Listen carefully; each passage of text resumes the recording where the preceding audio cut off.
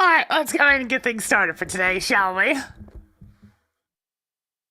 Got making exceptions early, are we? It wasn't even the normal starting time yet. Okay, it was, but that song was like 9 minutes long. Either way, let's go ahead and get things going. We're gonna be doing some more Make a Good Mega Man level contests today. Also, when next year's here, how about when either of those franchises produce something that's actually fun? That'd be a start.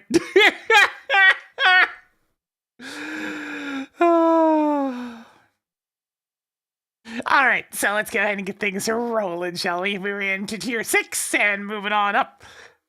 Probably gonna finish up Tier 6 today, get a little start on Tier 7. There's still many tiers, we're not even halfway yet.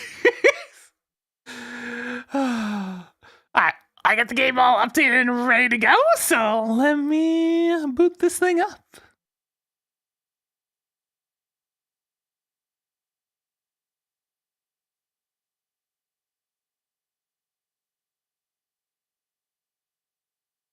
Yeah, Tier 6 was pretty much done last time.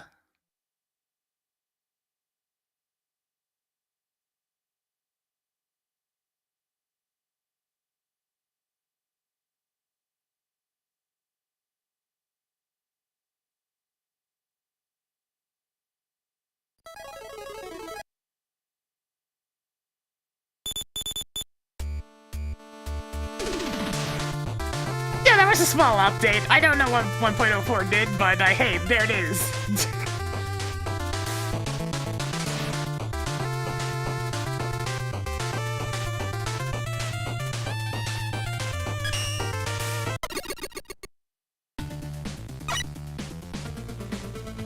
Alright, let's get right back to it.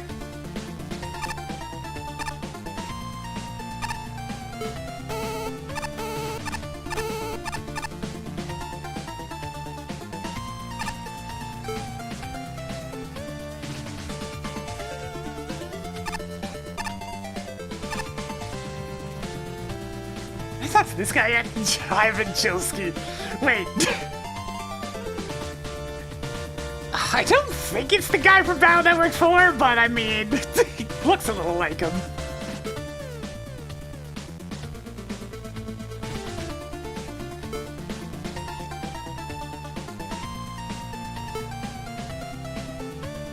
Oh, it is? Okay.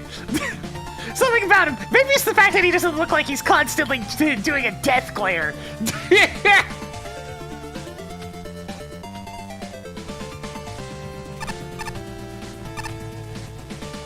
Alright, what are we starting with today?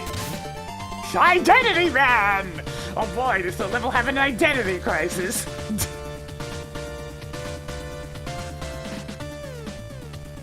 My sharp.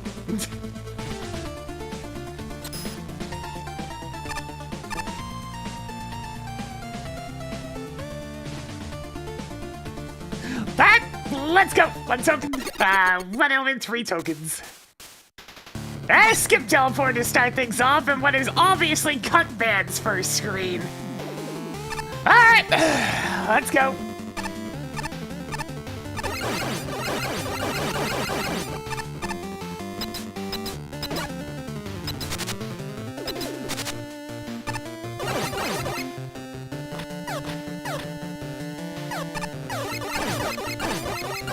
That's neat programming and all, but I'm not particularly...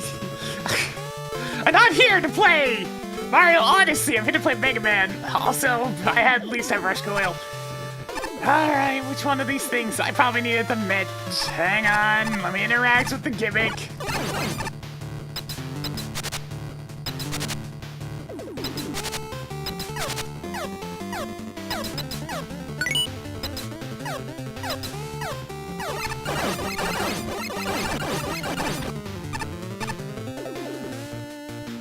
This does mean we're gonna get no supply drops throughout the entire stage.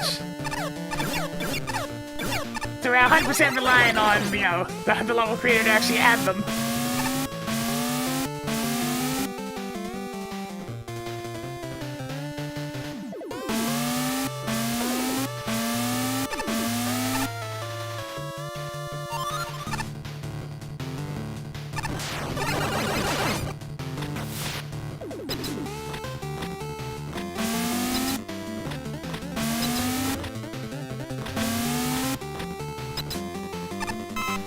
So how am I supposed to get up there, huh? Ah, I see.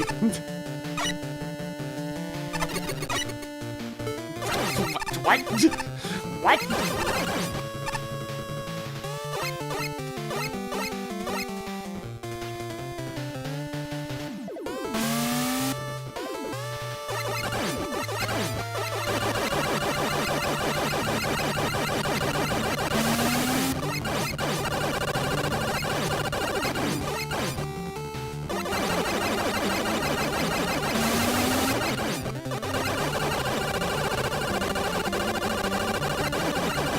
I should have made it more clear that that's not doing damage! Just saying!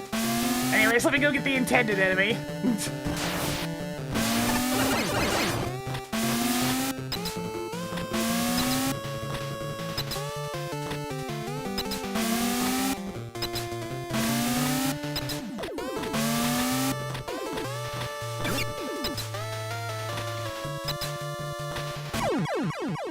Oh, great, fantastic, that was fun. This?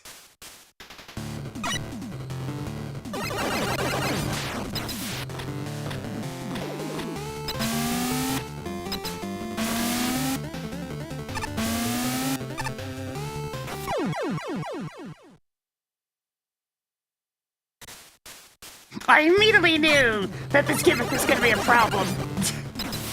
Like, you saw how I didn't want to interact with it immediately, right? Because I knew that there's no way something like this is gonna be programmed properly. And sure enough,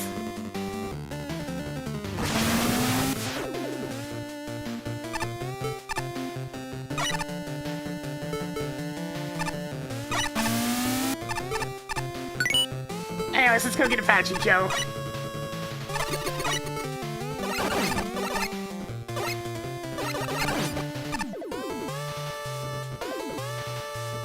I can fly!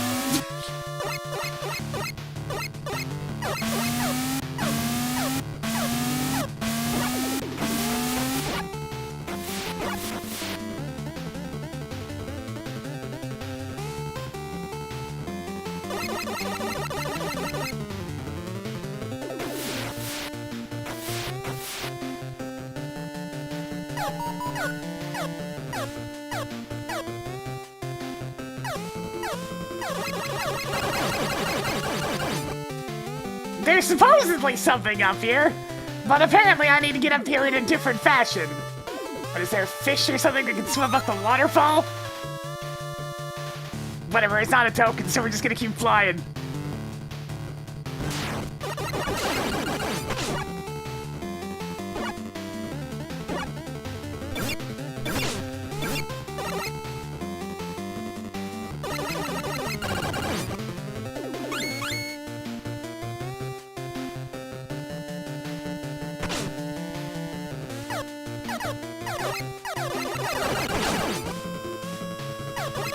Duel Man. So we have a whole bunch of areas that are copy-pasted from other Mega Man games with a different tile set thrown over them, so, you know, that's not exactly encouraging either.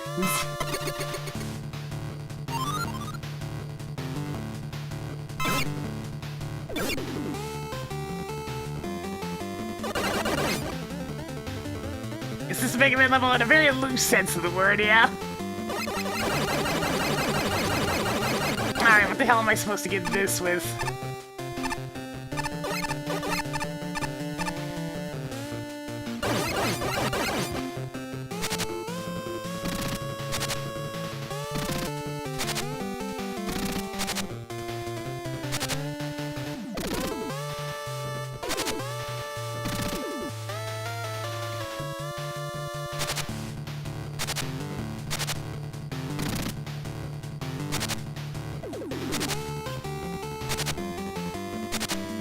Thing's incapable of attacking, and I can't seem to... Unless I can spin on the platforms.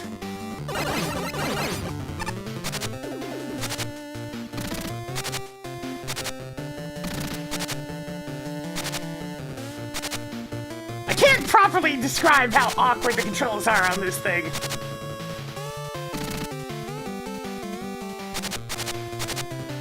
Does it expect me to spin every platform? Is that what's going on here?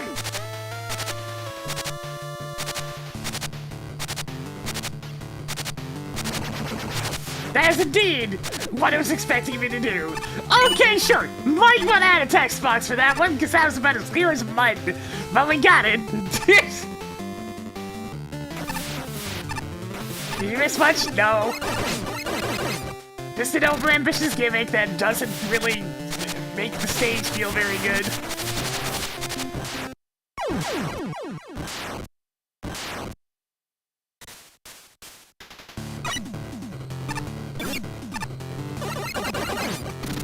Yeah, literally anything before to indicate that that is something that can happen.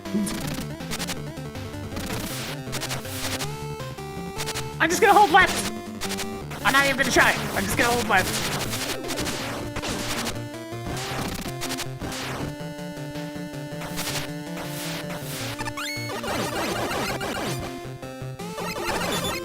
Like, the fact that you don't even get any drops because the enemies are all like this just makes it that much worse.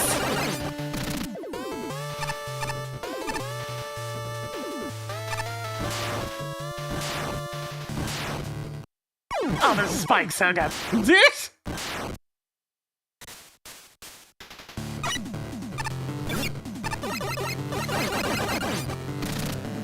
Yeah, there's no drops because enemies turn into things that you can get into instead of, you know, actually dropping things.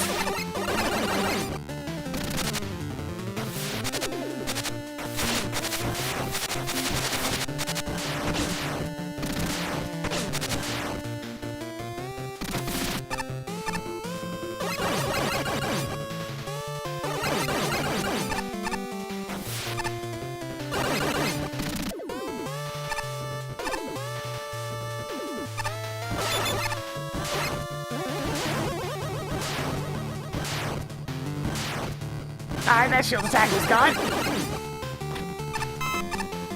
Okay, they can still drop things when you get out of them, but I mean, like, the fact that you have to get into them and then...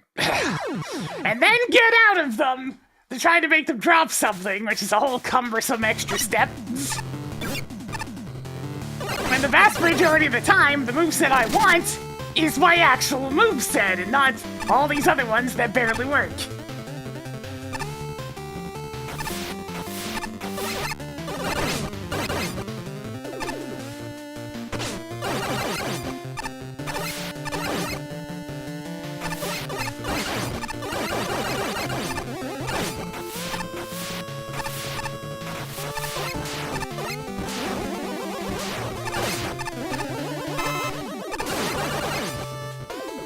I blame Mario Odyssey for this.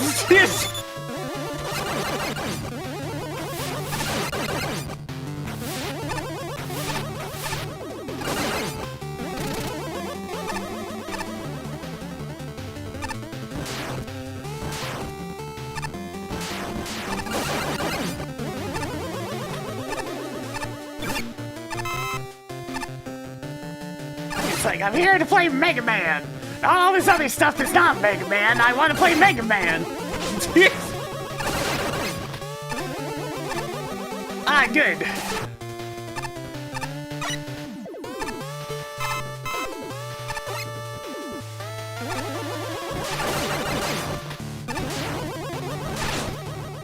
Did you expect me to stall a rabbit this whole time? No, I'm good on that one, Chief. I see it's absolute misery if you don't. I'm fun.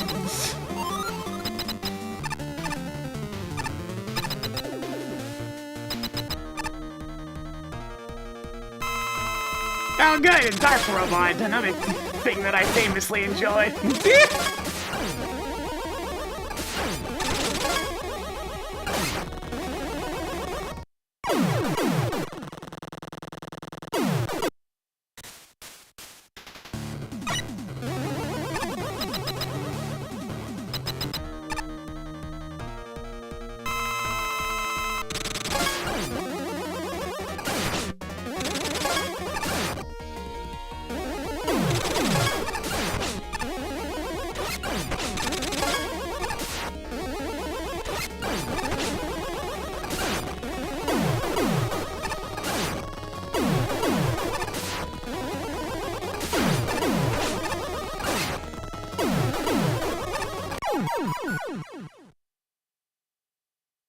Long Really? At least this is purely optional. I can just grab the energy element.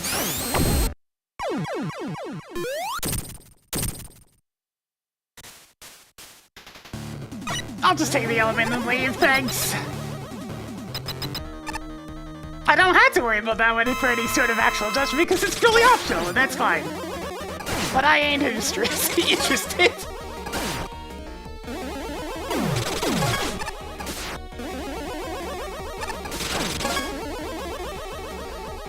Yeah, it's purely just a it's just an Easter egg, that's fine. I got nothing wrong with that. You wanna have a cool Easter egg to Super Boss, then go for it, I don't care. As long as it's not a token attached to it, we all good.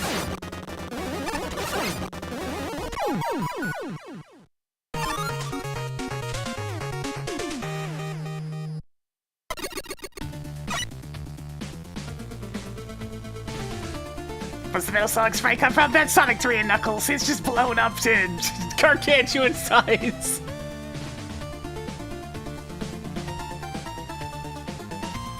So, they burned a bunch of time adding in a Metal Sonic fight instead of cleaning up all the obviously really messy code.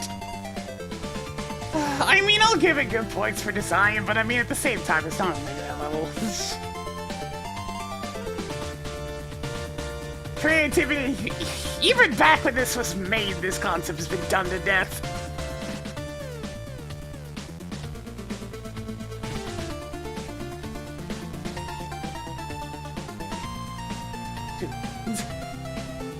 Functionality jank as hell.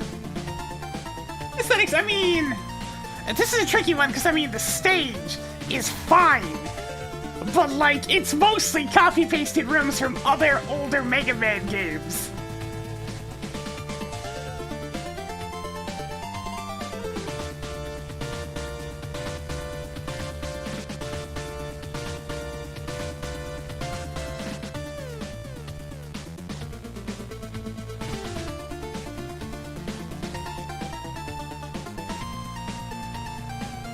Okay, maybe not Mega Man, I'm talking about other things.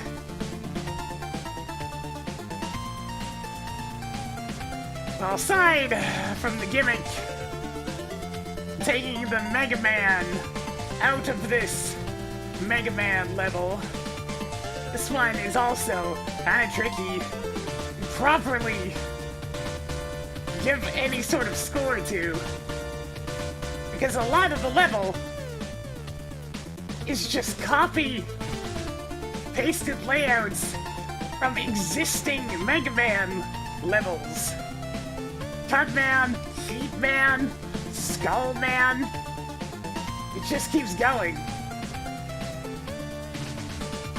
There are some original bits, but they seem mostly oriented towards one-off gimmicks to use with the main gimmick.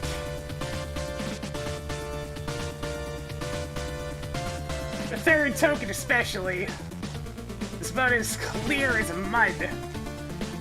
The only reason I even figured it out is because there were not a lot of options on that screen. Also, those barrier blocks really need to be properly immune to attacks such as Apache Joe's shots. Otherwise, players will just be confused at it not breaking. Then there is the ungodly amounts of jank from your hitbox dynamically changing from form to form, doing such things as instantly clipping the hopping bomb enemies into the floor should you dare overlap a Yoku block.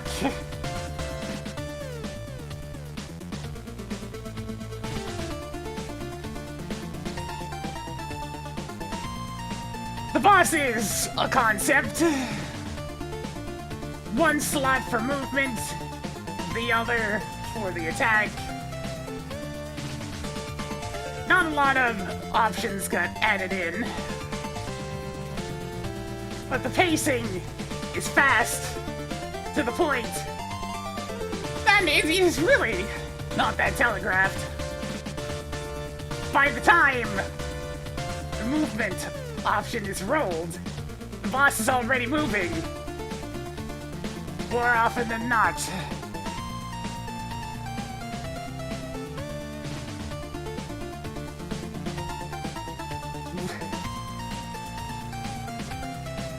This level gave me a worrying impression from the name alone, and unfortunately, it really saw that through.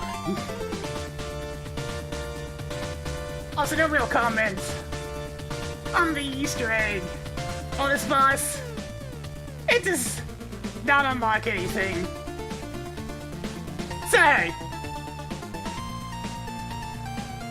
I have nothing against it being there, other than the time spent on it could have been better used fixing the jank of the existing gimmicks.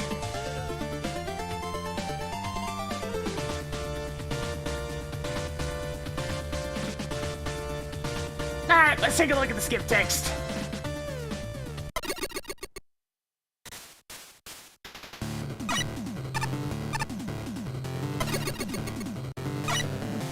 That's a lot of them, huh?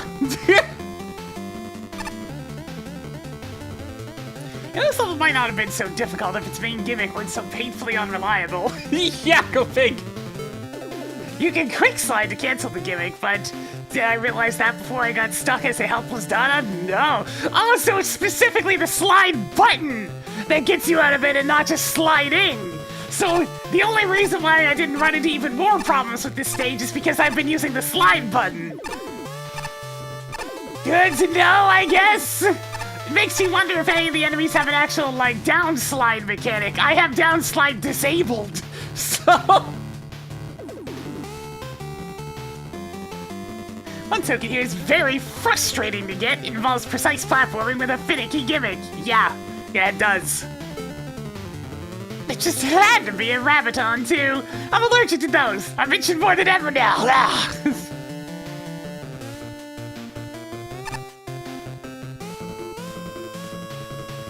Warning, warning. Defeating the Soulless boss during certain attacks can cause a soft lock. Oh, good! I'm gonna take another point off for functionality, honestly. Yeah, let's just take down 2 more points for functionality, since everything seems to have needed some programming polish. Beware, this level's gimmick is prone to glitchy, abnormal behavior. Certain weapons can break it further.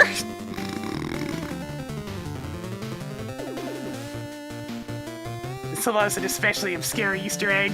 If you input a code at a certain point in the level, but the level never specifies where you had to use it, perhaps there's an upgrade that can fix that. Well, that Easter egg's completely optional anyway. You won't miss anything important.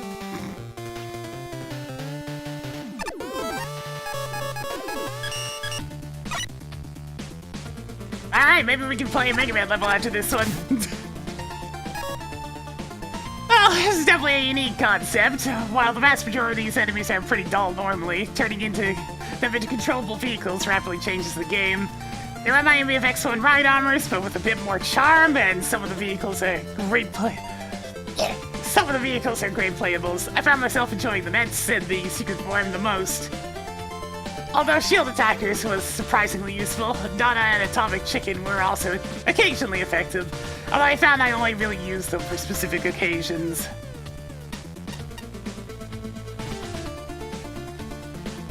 Unfortunately, the majority of the gimmick isn't fun. The enemies that have good mobility have no combat function, which makes them near useless outside of specific scenarios. The enemies with combat functions are either unwieldy or they just can't move outright. The good exception is the Met, being the only one to have both okay movement and decent combat. That is in the secret form. But the worst one, special mention, goes to the rabbits. Those things move around like a 5-year-old On an apocalyptic sugar high? Holy shit! and are a pain to control. Getting that heart token was one of the single most frustrating experiences in this contest, and I'm not touching any of the rabbit shortcuts after I got trapped in one and had to deal with sound spam. And if you decide to ignore the gimmick, the level by itself is really boring. Either way, someone loses out. The boss isn't that different. Identity Man has a neat concept, and he's placed an interesting selection of bosses to emulate. And honestly, the first half of this fight is some of the most non-met fun I've had here. Unfortunately, when he gets desperate, the speed boost makes it a lot of his attacks infuriating. There's at least one attack combination that is borderline undodgeable, which is really not a good thing. He starts out good and ends sour, not unlike his level. Then he can soft lock you with the hard man attack is also a severe issue. One other thing, I found the secret boss. I'm not sure how anyone would find that beyond random playing, and there's an upgrade that'll reveal the secret. But he's there. He's a better fight than Identity Man, assuming his spawn animation doesn't automatically kill you. Oh, good! Yet another thing that doesn't work properly!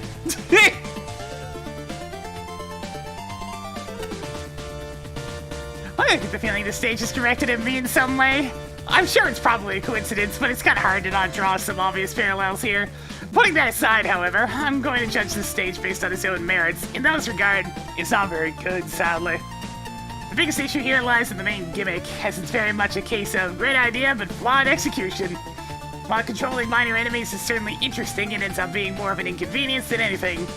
Their functionality really doesn't mesh well with most of the room layouts. Shield attackers, dadas, and crazy cannons are virtually useless, as most of the areas you find them in don't allow you to take advantage of how they control. The only ones that I actually enjoyed using were the Metal Atomic Chicken and Apache Joe. The first actually has added mobility features like a double jump and a hover. Apparently it had a hover as well. Not that I know, it's not like it shows the controls for any of them. While the second has its own section that makes good use of how it moves and jumps. So this would have been made right around the time Odyssey came out, right? You remember what Odyssey does, right? You capture something and it just quickly shows that captures controls on screen. Unobtrusively, it's just at the bottom of the screen showing you, hey, you can press these buttons, these do these things. It's almost like that's a really essential part of having an enemy capturing gimmick. As for Apache Joe's, he seems to function as a breeze through the entire level option. Either way, I think it goes without saying that the stage really should have focused on giving the enemies more of a purpose, like with how the Metal and Atomic Chicken were handled.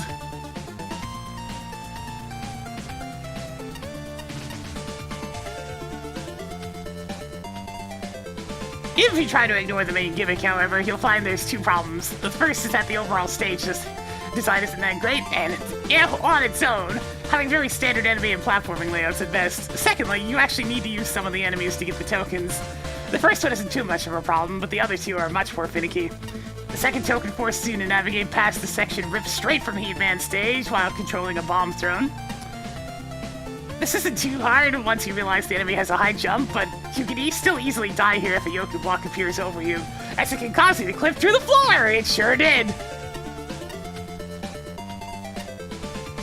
The third token is the worst of them, though. Making the blockade disappear by jumping on all the top platforms of the Rabbitron is not only annoying, due to how awful that enemy controls, but also rather obtuse. Considering the wall looks no different than the one you can blow up with the bomb thrown, I was under the assumption that you needed to take one from a previous section to use here.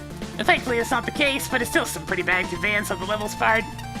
And finally, there's the boss, who unfortunately has the same basic problem as the rest of the stage. Good idea, bad execution. Some of his attacks, particularly the Hard Man Stomp, can lead to some pretty nasty setups that are incredibly tough to avoid. This wouldn't be too much of an issue if it went for his high damage output. If that one issue is fixed, I can see this being a relatively decent fight. But you see, it's a dog robot, so it has to have obnoxiously too high damage output for a huge hitbox. Incidentally, the hidden boss wasn't that much better. For one, the way you even access this fight is incredibly obscure. After beating Identity Man, push up, down, left, right. While he has a much easier pattern to follow than the main boss, his damage output is still very high. Other than that, he's a rather standard boss with one of the most unexpected defeat animations I've seen in a while. I'm still not gonna bother going back through that. All things considered, this was pretty disappointing. This concept itself is really good, and I think it's poised for being reworked into something amazing that can 100% outclass Identity prizes. It just needs more polish to get there. I just want to play a Mega Man level, man. No crisis. We have man instead! But it's quite impressive that you've implemented a playable form for all of the enemies in the stage. I can't say the same for the stage itself. Playing as the enemies has been proven a hindrance throughout, due to the clunky movements for all of them, and the fact you still get hit with contact damage, meaning dashing through as a shield attacker or a Rabaton generally causes much more harm than to play it through safe as Mega Man. The stage should have really been designed with playing as the enemies in mind, instead of for some reason we get snippets taken from existing Mega Man stages stitched together. Yeah.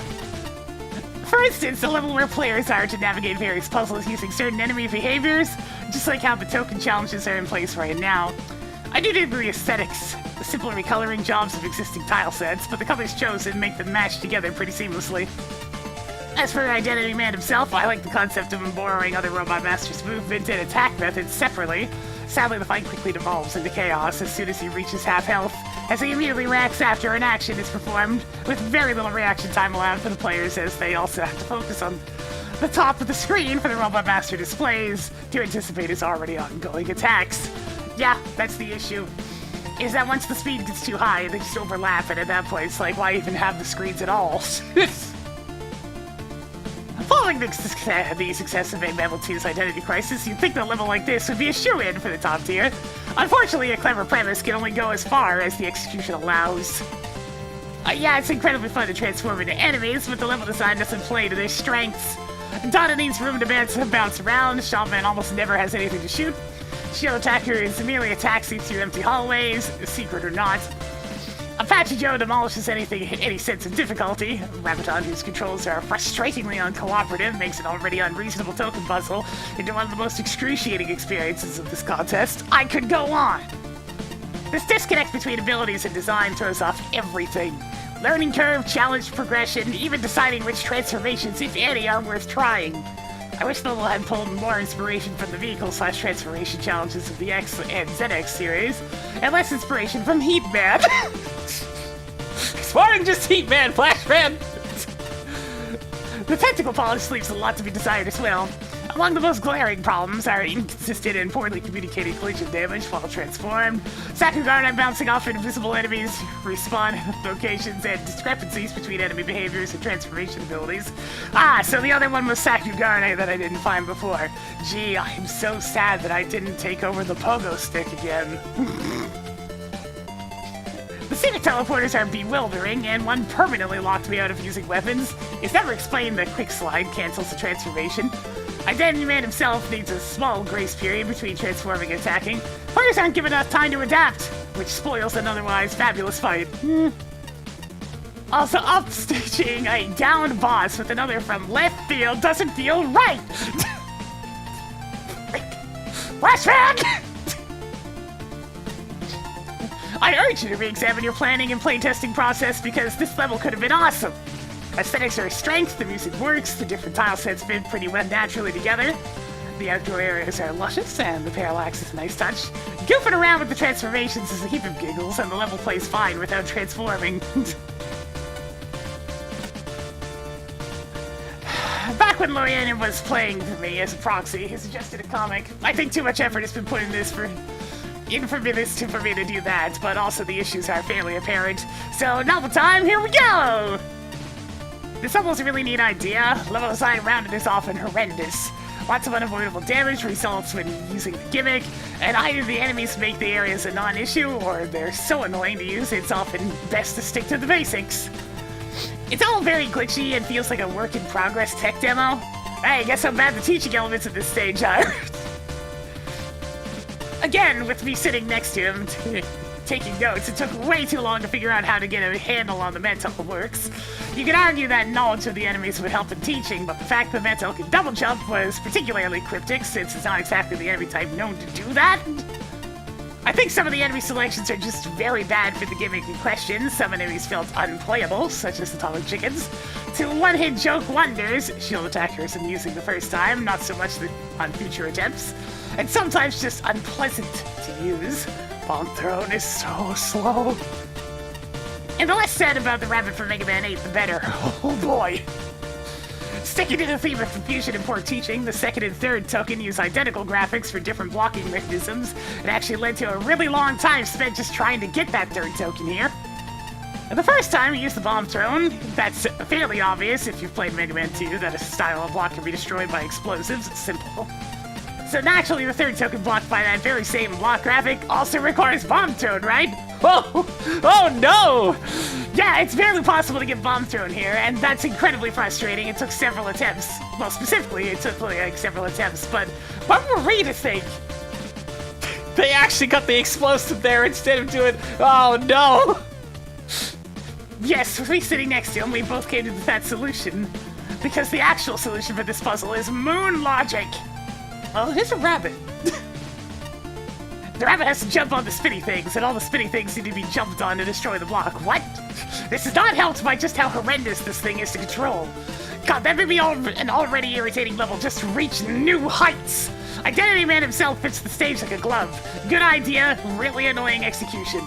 The fight is pure RNG nonsense, effectively making it a damage race as it can use some unavoidable attacks with bad luck. And heaven help you if you kill it whilst using the hard man slam. Results in a soft lock that. Was judging comment.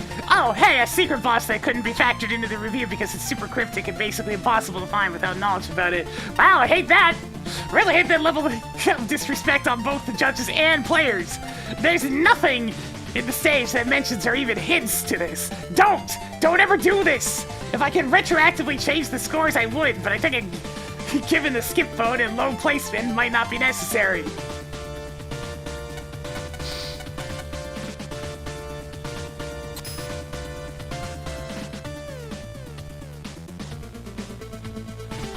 I wonder if they were banking on people not actually discovering the secret boss exists, like, before by the time it gets into the compilation game, so they can be all like, haha, press this button combo to find something secret that even the judges didn't see. No, they saw it. They can load it up in Game Maker, you know?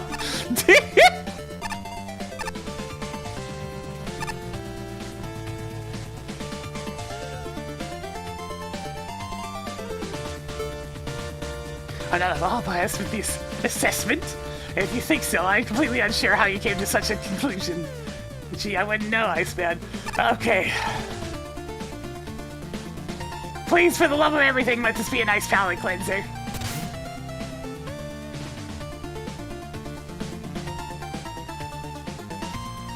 Assault Hunt! That's a combination of words. Why is that so much?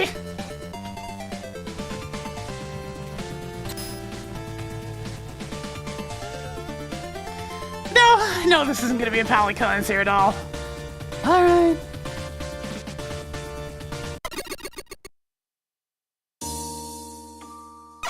The skip teleport is a different color.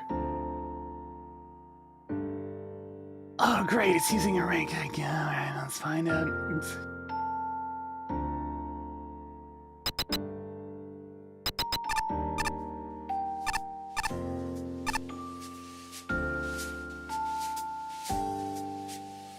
I'm already in a bad mood and we're going into something like this. Prepare yourselves. Oh good, no weapons. No weapons, huh? The music's too loud. That's immediately noticeable.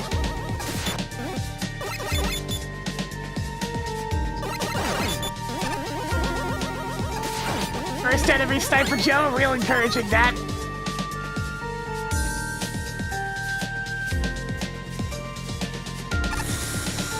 Absolutely not.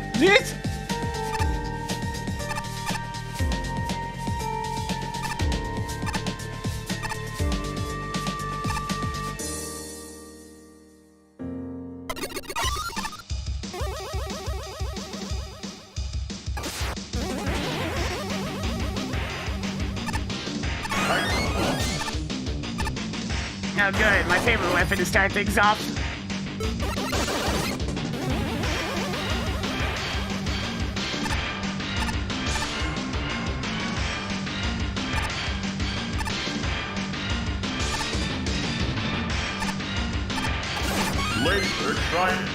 That's better. I mean, the Metal Slug bit is cute. I'll give it that. I do like the little Metal Slug announcer.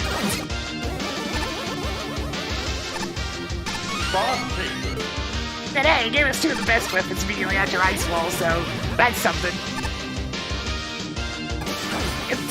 Okay, that spawned on the floor. Fantastic.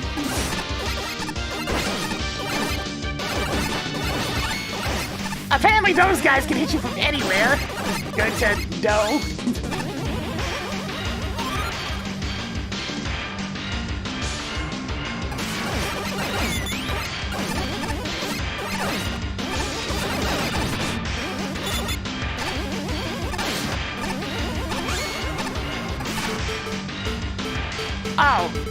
Oh, fantastic. So my weapons are being replaced, I see. I have no utilities. Again, this keeps happening. I keep it Spark Chaser.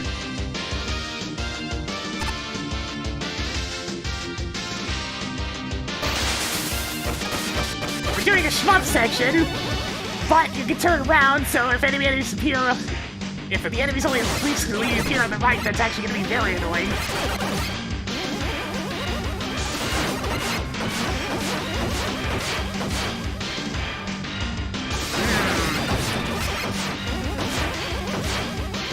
Hey guys, remember when I said I wanted to play a Mega Man level? Well, that ain't happening.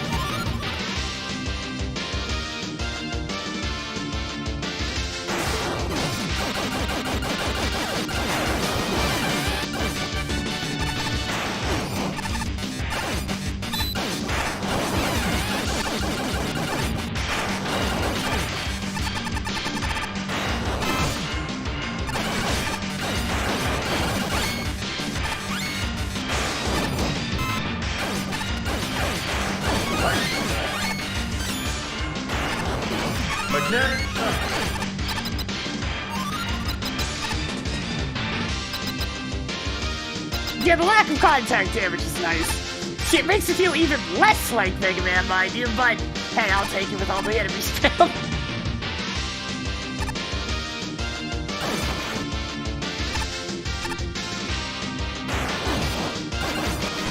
Oh, okay, yeah.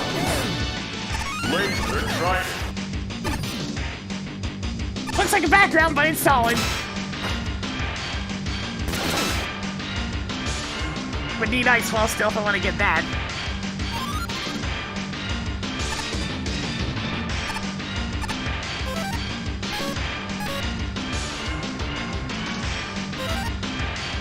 Now I'm gonna at least try and do this.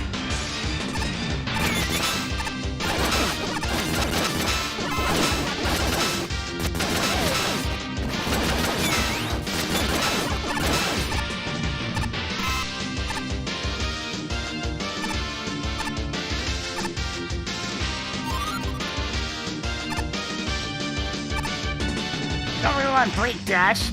I think the Mech Beam might be a good idea.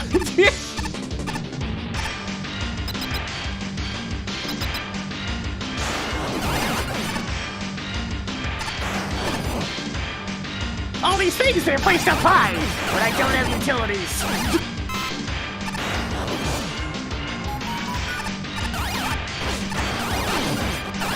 Ah, I see. The utility I don't have.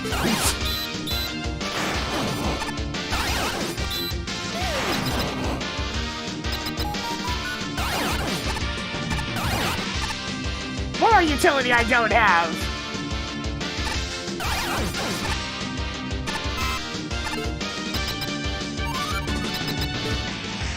Now there I want to actually use a weapon in a stage that's filled to the brim with enemies. I'm gonna keep like game.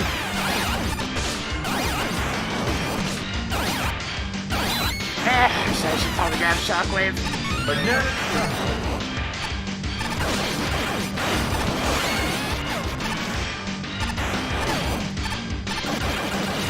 Yeah, the music's too loud. That's a frequent thing. Nobody freaking volume balances properly.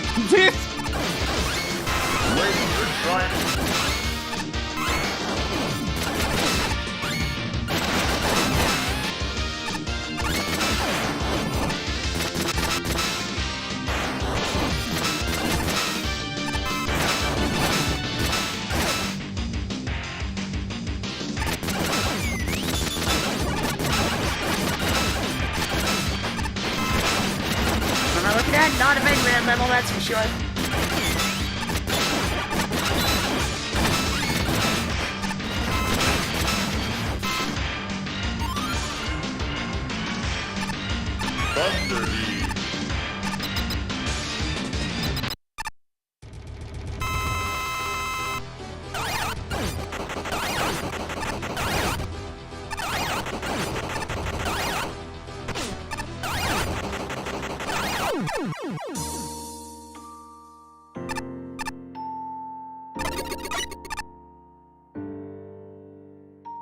So basically, you just gotta farm enemies all day to get enough score to get all 5 tokens. I'll just go grab the other 2.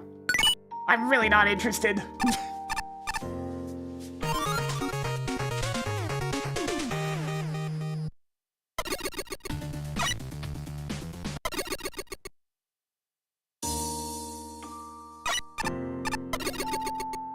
Yeah, maybe next time we'll be able to play a Mega Man level.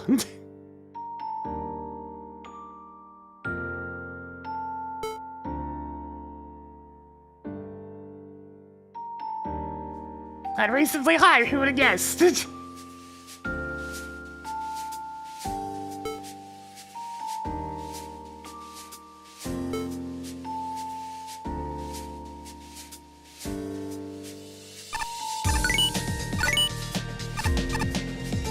I imagine A rank wouldn't be too bad, but it's probably like most other ranking systems where the gap between A and S are massive. Because that's exactly what I want to do in a Mega Man game. Farm enemies for points!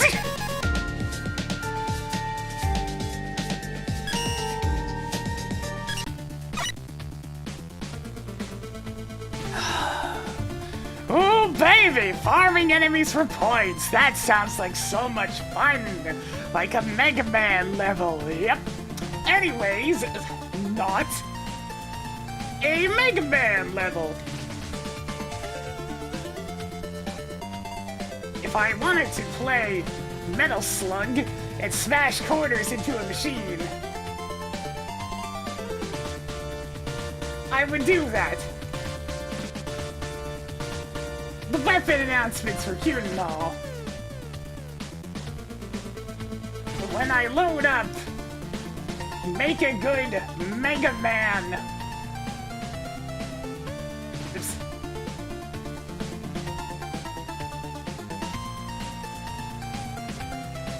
Level, I desire to play Mega Man.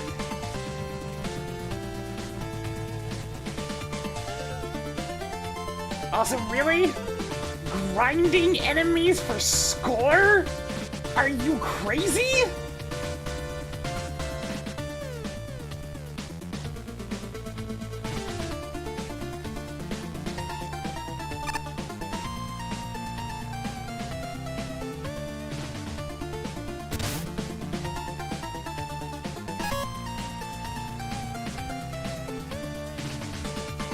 I didn't expect that first song to be so soothing. Definitely one of my future picks for relaxation music.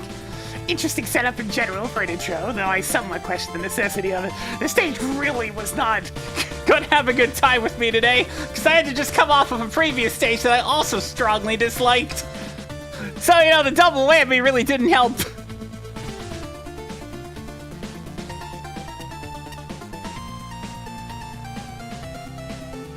As for the actual level, there's a right way and a wrong way to do combat levels, and this is full of both. The concept's nice, and it's fun to rack up some score, but the implementation can fall a little bit flat. This isn't the fault of the enemy types. They're excellent options for the concept, though sometimes the swarms can become an outright cluster fuzzy. Rather, it's the strict multiplier that creates issues. If you die for any reason whatsoever, you've racked up... Whatever you've racked up is gone. Yes, that's what I thought. So you had to do the whole stage in one go as well. And it's a fairly sizable stage to not die a single time while also getting enough points. Yeah, no thanks. It also doesn't freeze going through screen transitions or when enemies stop spawning. The shit section is easily the worst for this, even without multipliers. Either nothing is happening or the screen's an absolute mess. It's not fun either way. Now, if you're going for just the energy element, this isn't terrible. It takes practice to get used to the swarms as well as some strategic weapon selection, but the level is manageable. One of the things that helps is not every room is a swarm. People need breaks to do something else, and there's definitely enough platforming to provide that, although I wish the snipers couldn't shoot me from off-screen. Please respect boundaries. That said, if you want all 5 tokens, the sheer amount of grinding required for S rank is infuriating. It locks in the score, okay, but you still have to build up the whole multiplier again, so it's practically a death sentence. It requires more grinding to get back up to times 64. By the way, that meter drains very fast. You basically have to be perfect and or have to squeeze nearly every last screen dry. I've seen worse optionals, yes, but this isn't fun regardless. The other core issues with the boss fight, not for their concepts, the elite shows have fair patterns and interesting arenas, and Assault Man's incredibly fair despite how much ground he covers. However, these feel like they're only barely holding together, particularly Assault Man. I'm pretty sure he's not supposed to sail through the air while he's firing machine gun bullets everywhere which way. Yeah, or get stuck in a wall in my particular case. And his aim is so bad I have to try and get hit by that attack. I also see him get shunted out of the terrain more than usual, which makes me very glad he's not been shunted out of the room yet. These are fun fights, but their apparent instability has me worried. Yeah. Alright, I was gonna make another comment here. Also, the extremely lacking visuals have an additional problem of it being very difficult to tell background from foreground, especially with the girders.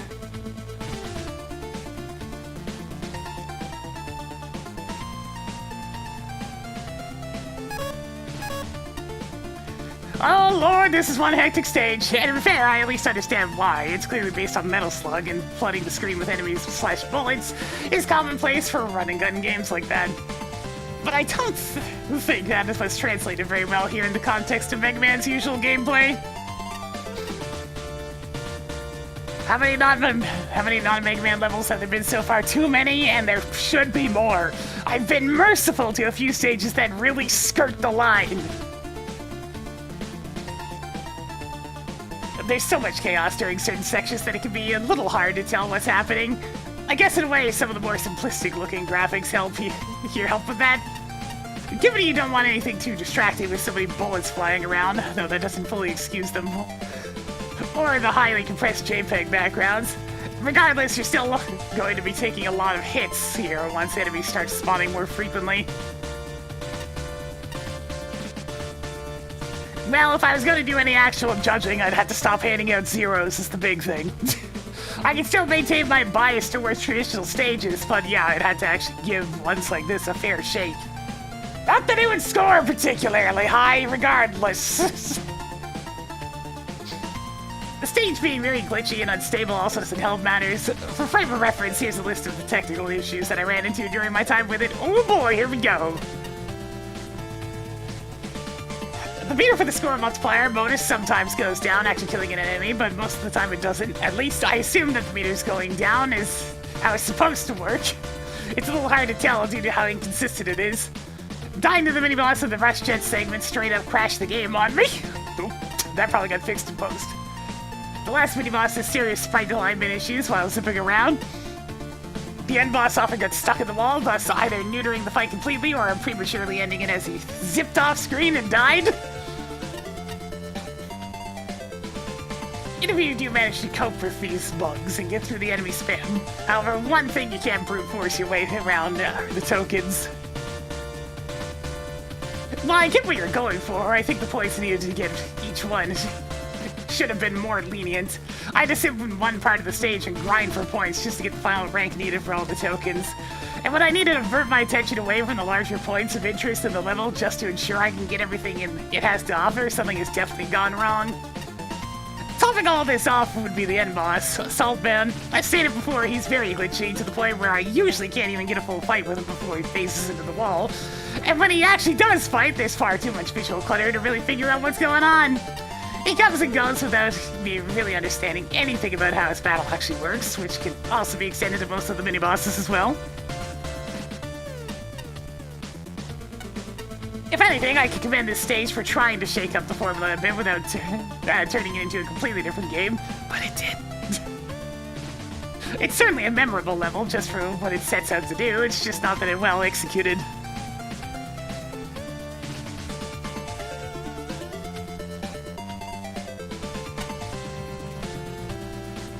Yeah, that's the thing. Tokens are 400%. They're for unlockables. They're for a lot of things that are important. That's how it's always been.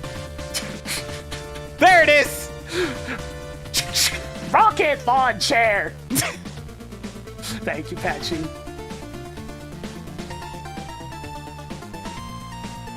Interesting concept with how you can only equip one weapon at a time. You should still have had utilities! Stop removing utilities! Or at the very least, Rush Coil should have stayed there! God. This whole stage makes me think of arcade games. It's hectic and kind of fun. The scoring system, it's fine, just on my kind of appeal. Kinda iffy too, to lock tokens behind that mechanic, but I suppose it does give you an incentive to replay the entry, try for different weapons, etc.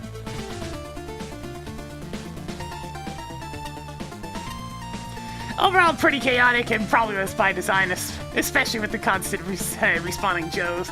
Can get a little overwhelming sometimes, on top of having the score multiplier being time-based, adding to the pressure. Was the reason why utilities were disabled because it breaks everything and crashes the game? Because if so, that sounds more like a programming problem.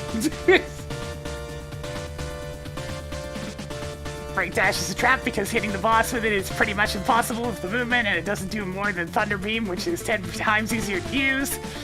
In this fight, weird balancing going on here. It also seems like a Solid Man visually gets stuck on walls a lot of times, yeah.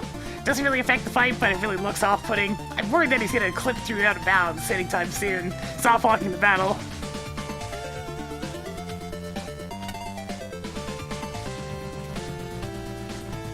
Initially, I liked this. I was wrapped up in the lore, music, unconventional mechanics, and fast-paced gameplay. I had some reservations about the graphics pertaining to Polish color blindness, but I appreciate the little touches. The Miley logo on the spikes, for example, and the gem mini-boss's danger warning when it didn't freeze and persist onto the next screen. I was tickled by the weapon announcements. I forgave the constant enemy spam because the challenge arcs felt deliberate and the checkpoints and items were where I needed them. Cool, frantic fun. I normally despise running ranking systems, but it wasn't until I tried getting all the tokens that I started to despise this one. I only had an inference that a higher score would open all the token barriers.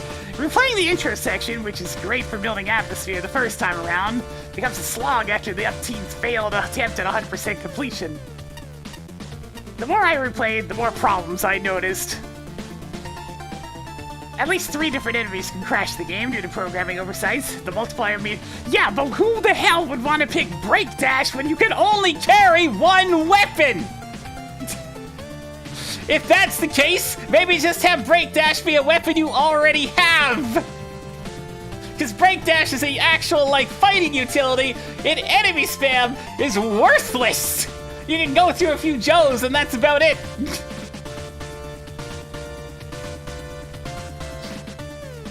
The multiplier meter depletes even while paused, and it seems to stop depleting whenever it feels like it. Enemies clip through floors, stick on walls, and have weirdly inconsistent damage collision. Rifleman Joes sometimes spawn on the wrong screens. Screen transitions with ladders and slopes are messy. Moving platforms tracks aren't labeled consistently. New weapons are occasionally useful where you pick them up. Weapon pickups don't respawn after dying, and it's bizarre that Rush Jet and Magna Beam are additions rather than replacements like the other pickups. No, that's actually a good thing, because why the hell would you have utilities restricted to 1? Especially if they're gonna be hidden somewhere. An ambitious level with entirely new enemies and major gameplay twists can be incredibly successful as long as it's been play-tested to perfection.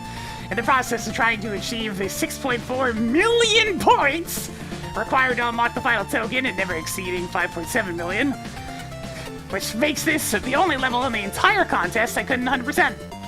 I've determined that your playtesting process is sabotaging your own potential as a level designer.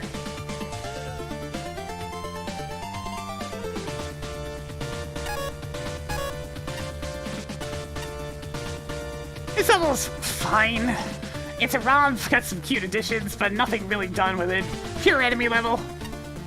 I did take the obvious route that none of the Contra or Metal Slug inspired stages in MAGMML2 and fully embrace that. The music sounds vaguely Metal Slug, but I don't know if it is. It's not one of the more memorable tracks, of which the series has many, instead feeling more like the equivalent background music filter. Hey, turns out it's for Metal Slug, the GBA Metal Slug, well there you go. However, the bulky cues when selecting weapons are just as cheesy as I'd want them to be. Yeah, those are good. Those are 100% good, like those. Keep those there. Shame the contest rules disclude the possibility of collecting a rocket launch chair. Everybody loves the rocket launch chair. I do honestly like the weapon aspect of this stage. Purely optional, with some of the strongest being locked off by requiring a weaker weapon to get to them. It's cute. The graphics are consistent, they have an amateurish quality, but when the entire stage is filled with it, it looks better than the sum of individual pieces. The main suggestion is to make more use of contrasts. Everything blends in a bit together, especially the terrain. There's a variety of Joes here, but none really stand out, just the occasional mini-boss. If I was going to go with a Metal Slug / Contra route, embracing the flashy nature of those series rather than the more generic aspects would help this greatly. Contra especially, I can think of Contra 3 and its ridiculousness. The fight segment also seemed very undercooked. The mini-boss is all right there, but nothing too memorable. What really bugs me about this stage is the sheer lack of polish. I sometimes get scared I'm going to get shunted into the floor somewhere, or worse, a boss. My heart skipped a beat when Assault Man clipped into a wall as he jumped towards it. Flashbacks of the exhausted bosses soft-locking the game filled my head. Other areas include screen transitions that let me clip into terrain, being able to just miss jumping onto Rush in the fight. In the fight segment, enemies falling through walls since they spawn in wrong, or their hitboxes allowing them to clip through walls since they're set up wrong. Ultimately, this stage is passable. The score system just isn't even fun here. And from what I can tell, the requirements for the later tokens are absurd. I'm not bothering with getting all the tokens here. I don't feel like grinding. I get the point, and it's not fun. We're not gonna make the players grind either. It's not really a challenge, is it? Just a grind. I'm going machinery on this one.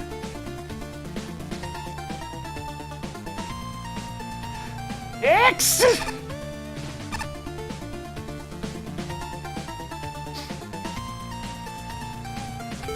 They just wanted to use me as a refrigerator for their food! I feel betrayed. Dude, I mean, it's what you are, though. Sorry.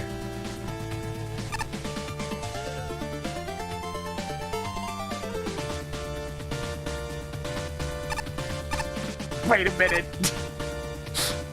Boy, am I sure glad that he's in there and I'm out here. Thanks, Shaggy.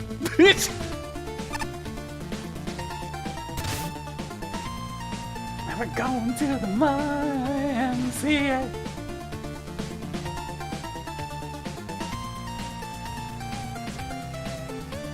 By a random McSomething. Alright, attempt number 3 at playing a Mega Man level. Let's see if we get one.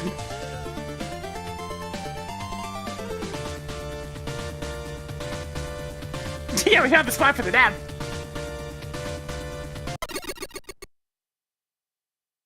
No skip teleporter, that's immediately, you know, a little more encouraging.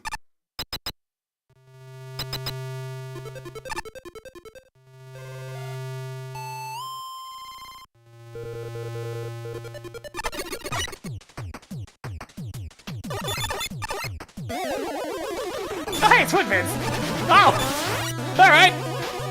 Woodman's intro, but we're going into Duel Man stage now.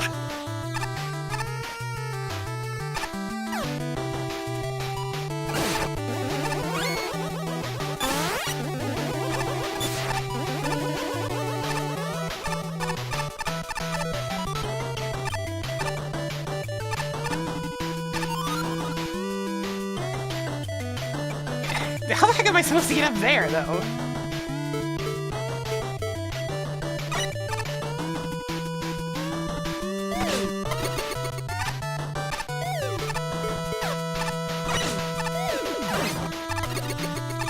Is it just like pass through them on this side? No? Alright.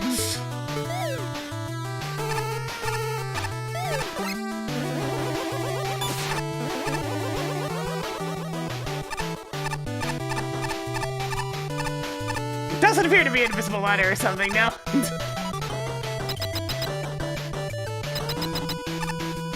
What?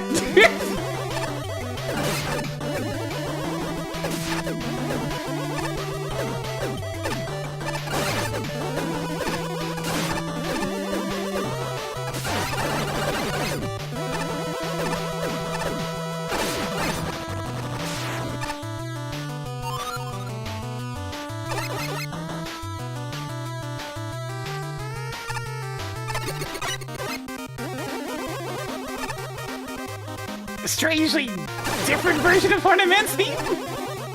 Alright.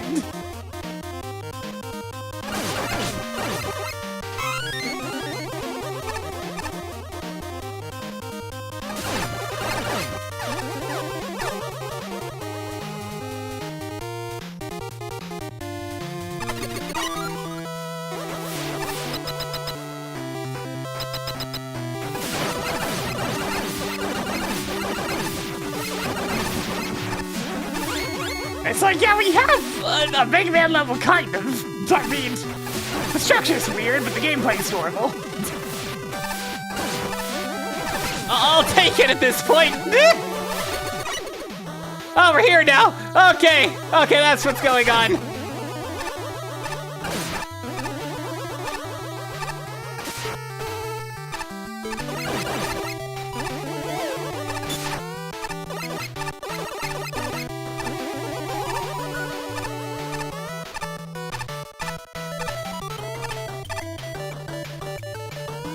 Okay, this is apparently what leads to a token.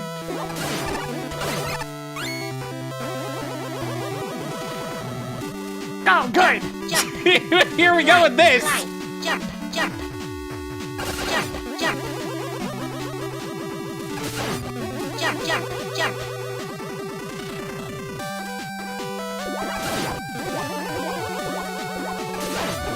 Jump, jump. The slowest snowboard section ever! Jump, jump, jump. Glide, glide.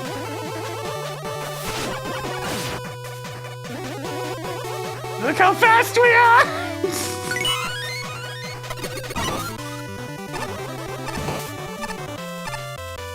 Yeah, sure, you can jump through that. That makes perfect sense. What are you talking about? Oh, hey, these are back.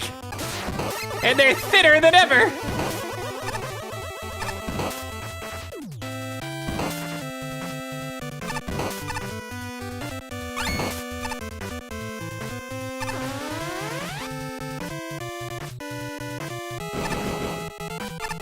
Well, what the? It's a strange movement for those. Oh, am I glad those aren't pits! You.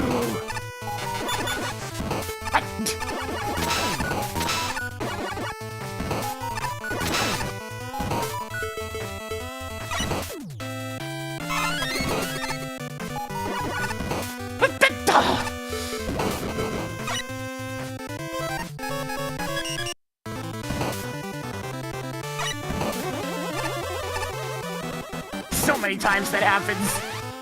The amount of times that's happened already throughout this has been, not this stage like specifically, but this contest loves to do exactly that.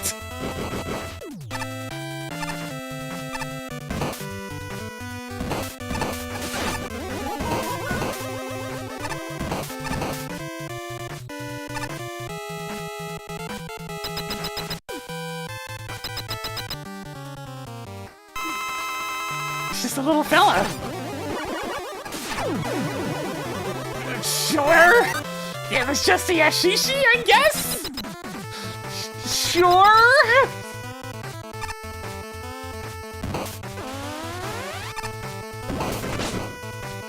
Oh, God!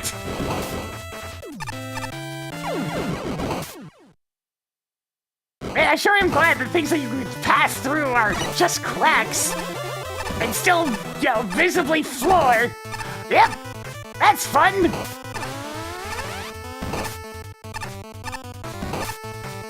We have perfectly good holes in the floor right here. But no, we're gonna use these little cracks that are hard to see at a glance.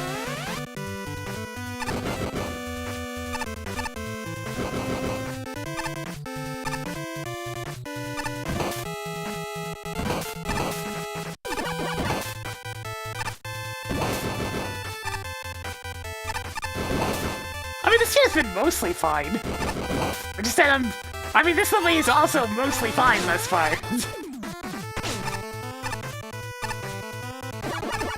It's like that's the only big thing thus far. It's just the wait a minute.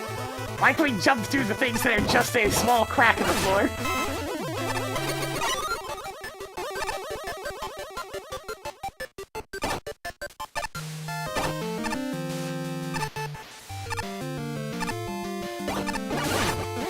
Okay, we're doing invisibility mechanic now.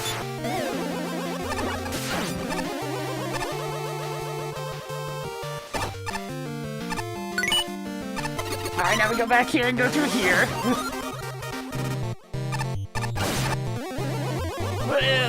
The level's starting to fall apart, Jet!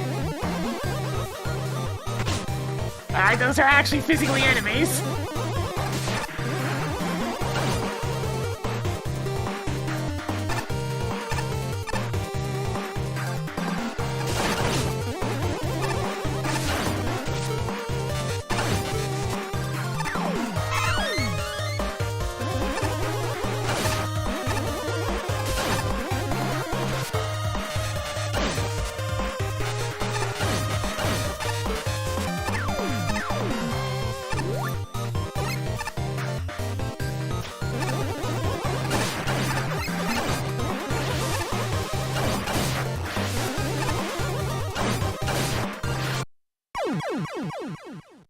Okie dokie.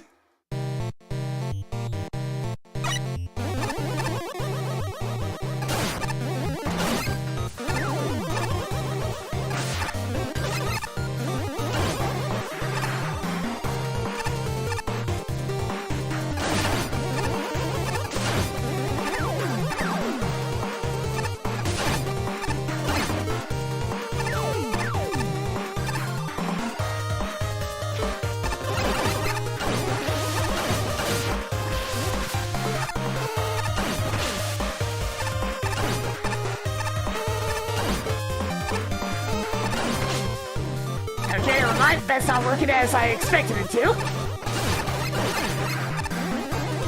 The fans just followed me to the magnet. That's saddening. Nope, nope, nope, nope, nope, nope, nope. Give me that.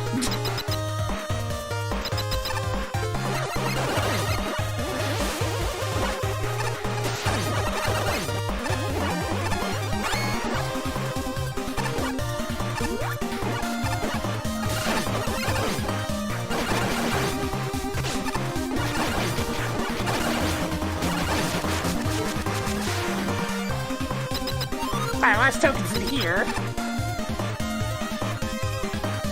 What? I mean, it looks like you approach this from a different side later, so I guess that's what we have to do. Hopefully.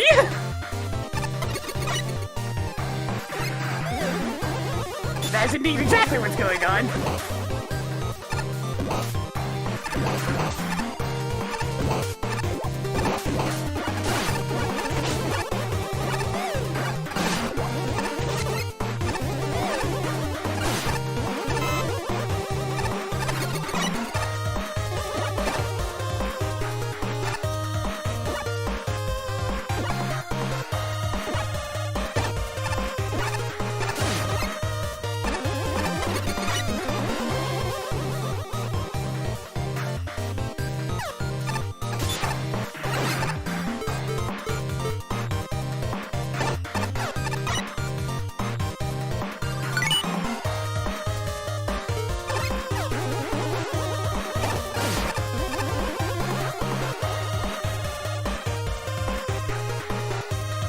Okay, now I have to go back through it this way.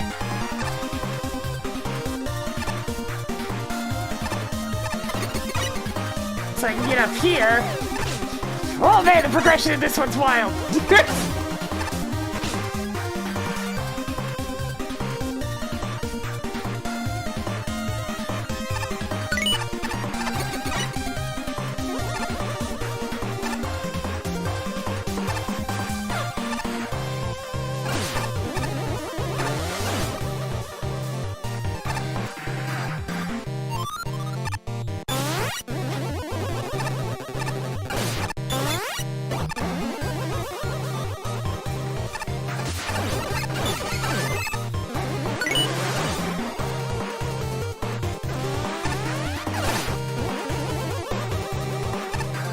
I see this tile set now, I'm having to squint at everything to make sure there's no weird crack holes.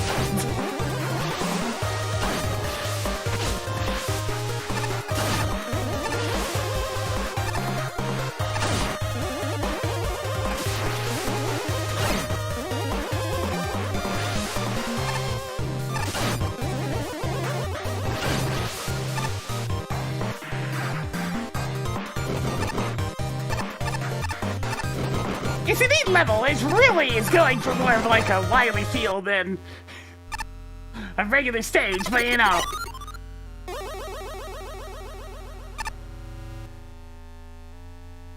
Another giant boss door. What have we got this time?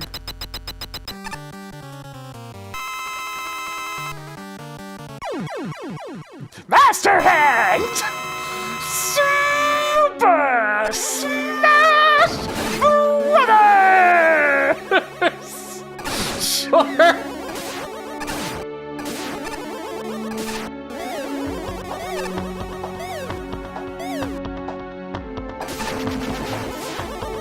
This is the dire music. It's freaking Master Hand. Give me some Final Destination, man.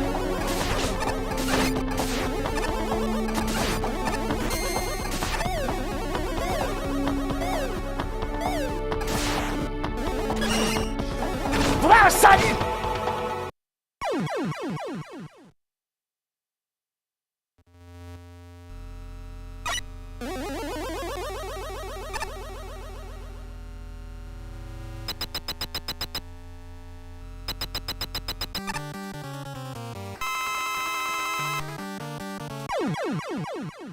It's like I knew the grab was coming, but that was way too fast.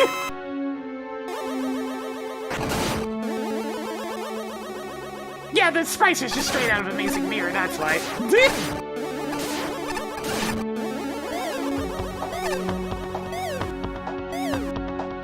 Yeah, the checkpoint is why I didn't bother popping an E-tank or anything.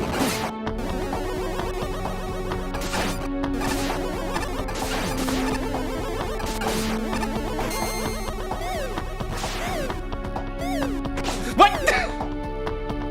Stegosaurus, what the hell?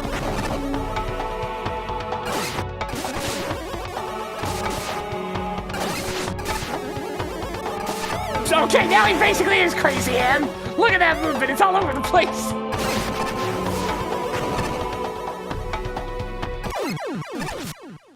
Thankfully, the Buster does quite a bit of damage. Jesus. Alright.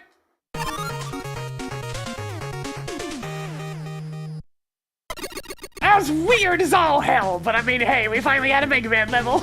It took a bit.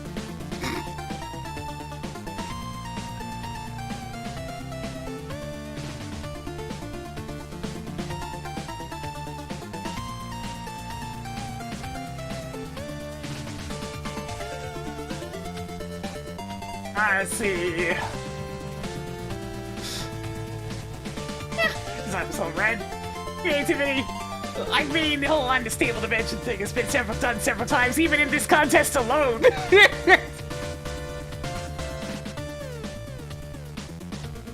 Let's see.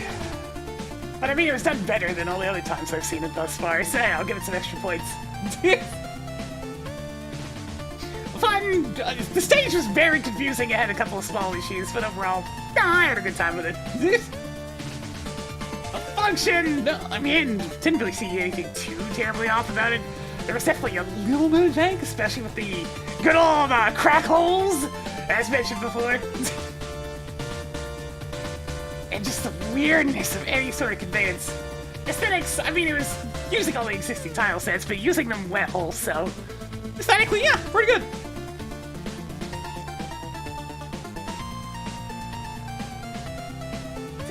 Let's see, 47!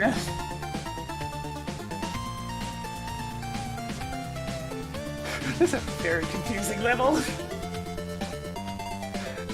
Progression causes so many question marks.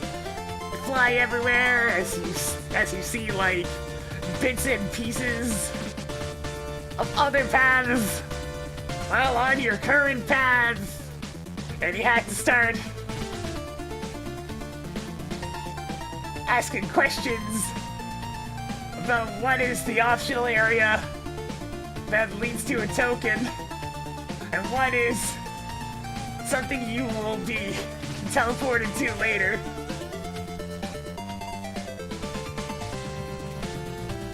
Add on some confusing gimmicks here and there, and of course, the crack holes in the fireman-esque sections.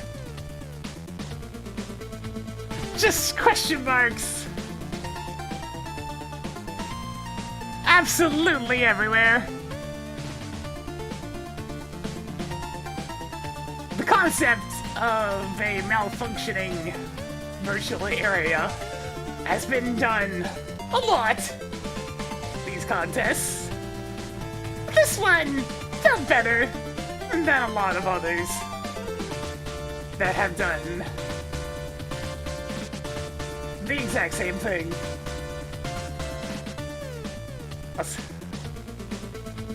Also, Master Hand gets a little unhinged when that health bar starts getting low. Maybe a bit too fast with some of those attacks. Especially the grab. I did not, in fact, block that mix-up.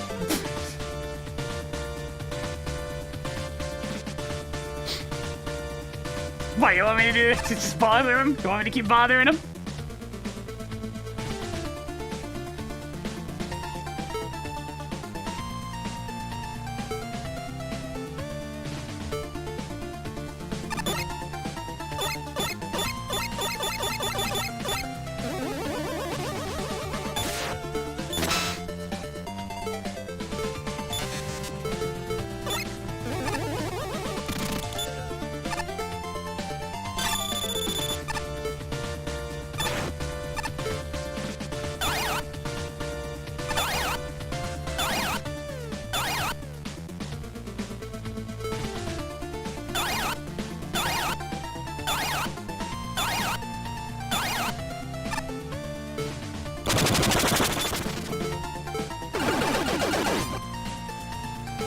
Yeah, it's a Shaggy reference. This is the only one that's actually doing anything.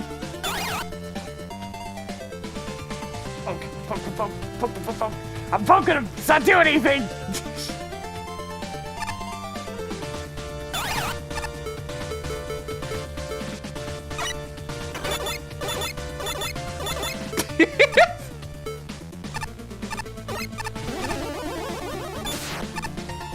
Anyways.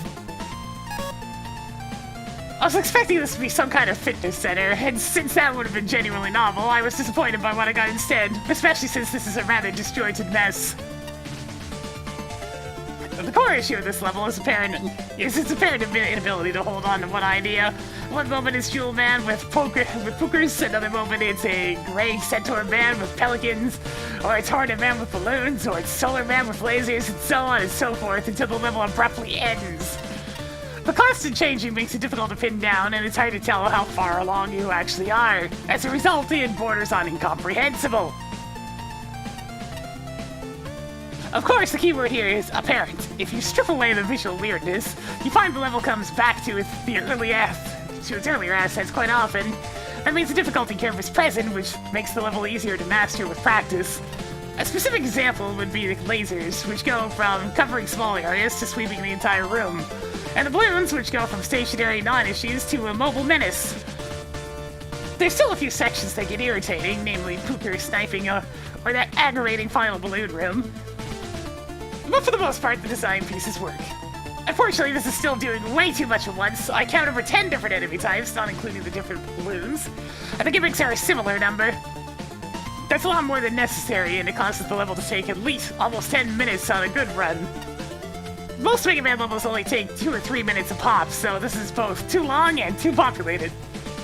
It's not to say it uses the assets poorly, but it uses far too much for its own good, creating an incoherent mess where there really isn't one. Well, that was strange, to put it mildly. I guess you should focus on the positives first. I think the concept's decent, but with hopping back and forth between different level themes. It could have been executed in a less confusing manner, but even so, there's still some decently well-designed segments here and there. I actually kind of enjoyed the process of figuring out how to get the third token, especially when compared to the other two. Speaking of which, for the green one, I have to say most of those jump and slide prompts in the snowboard section leading up to it were really unnecessary, especially once it starts slowing down. Hey, but it's authentic! You have to have them all! That's how the jump, jump, slide, slide works! You have to have all of them! As redundant as it is! That aside, I'm honestly not sure what to make of the rest of this level. Besides the segments listed above, this ended up being one of the most confusing stages in the whole contest for me. Even after going through it multiple times and having gotten all the tokens, I still feel like I missed out on seeing a bunch of stuff in there. The progression is weird, and the platforming challenges keep bouncing from non-threatening to actually engaging. It's all really bizarre to the point where I honestly got tired of it after a while. This is especially the case during some of the ending segments, where not only did the music not come back after dying, but it also featured a relatively annoying fan segment where I died by clipping into the wall. Damn, alright. Since the fan at the top of the screen continued to push me off the ladders during the screen transition. I guess the only remaining positives of this would be the end boss. Master Hand ended up being a pretty enjoyable fight for me. It's just a tad jittery with its movements. That said, he doesn't really salvage the rest of the stage. I like the general concept, the end result is done up in such a confusing manner that I couldn't really enjoy it. Early Mega Man contest acquiescence. Acquiescence, there we go. It's like I had to look at that, it's like, is that acquaintance? No, it's acquiescence, alright. Bit of a complicated stage with a somewhat elaborate path of progression. It's not bad though, since it generally does a good job of guiding the player on the right track. It has the player going through various segments of vastly differently themed stages. As such, there are many different gimmicks along the way, which can be a bit overwhelming with all the scene transitions to learn about the newly introduced gimmicks at each turn.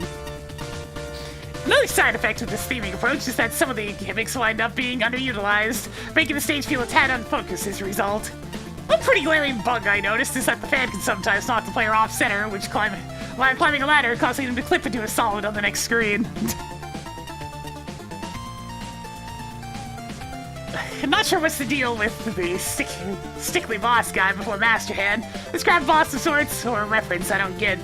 Master Hand's a decent boss overall and seems to be predictable as it cycles through the same assortment of attacks each time, unlike its original counterpart in the Smash Bros. Games.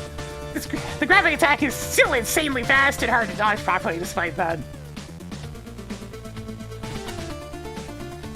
My god, car machine, my god, car machine Oyonari, it's full of stars! Stars obscuring the endless parade of new hazards being thrown at you. Stars distracting you from sorting out the confusingly disjointed level layout. Stars on the menu when you pause. Stars, stars! Stars!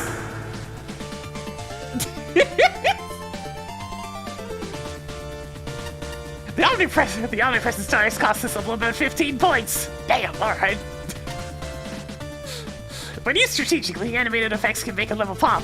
When used broadly and continuously for nearly 20 minutes, your level completion time may vary. They become a motion sickness hazard to everyone. Just writing this, I can still see after images of scrolling stars. It's giving me a small headache. Damn, I wouldn't have even thought about that, but shit. That sucks. Underneath all the stars is an ambitious level that never quite works. Jumping around between areas with unique aesthetics and challenges is interesting, but not terribly meaningful without a narrative or gameplay thread tying them together. How many times will Mega Man need to fight a boss that apparently has nothing to do with the level? Maybe only the C memes on his hand knows for sure. Concentrated memes.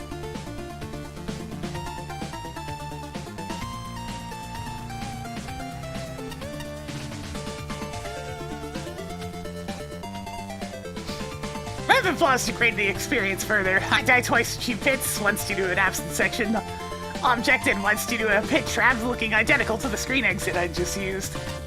The difficulty ranges from underwhelming, balloons keeping platforms anchored in place, to overwhelming, balloons plus plants plus fire. The switch puzzles are clumsy, though I appreciate the idea of training visibility for solid platforms. I also appreciate the rotating lasers, slow sled, big blue squid, and funky helicopter enemies, especially the large one. The solar and center areas are highlights, as is the music selection. Global meme saturation. Maybe this feedback is disappointing, but there's no need to feel down. Pick yourself off the ground and channel that disappointment into resolve and to deliver a tighter, simpler experience next time that isn't cluttered by stars. Stars!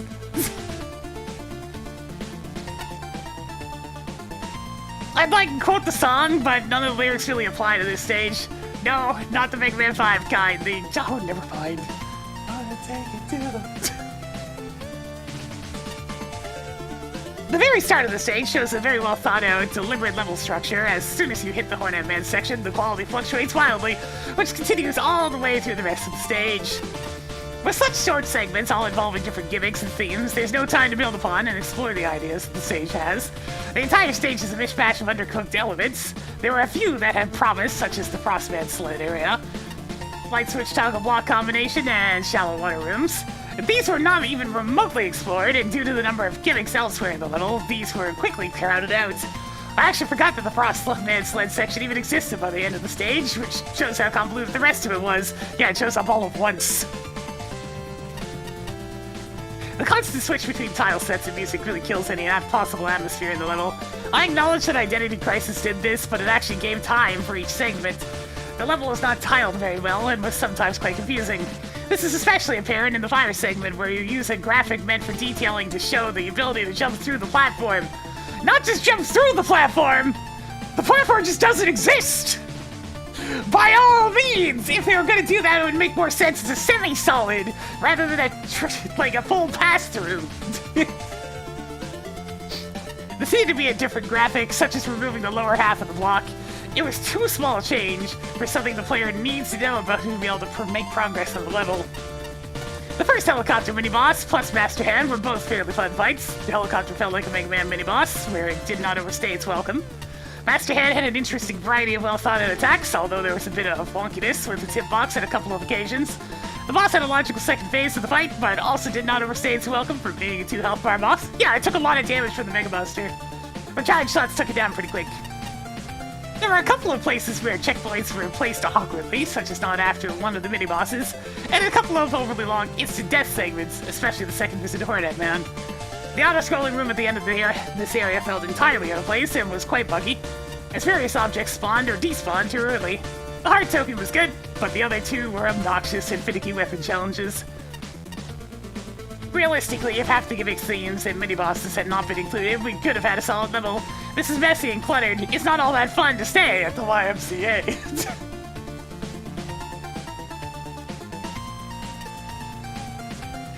I kind of worked to the lyrics after all, sort of, maybe. Why do I hear a propeller noise?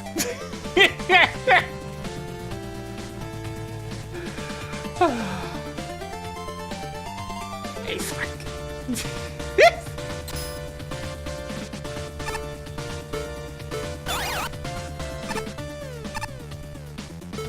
Boy, I sure am glad that he's up there and I'm up here. Alright, it's finally boss time.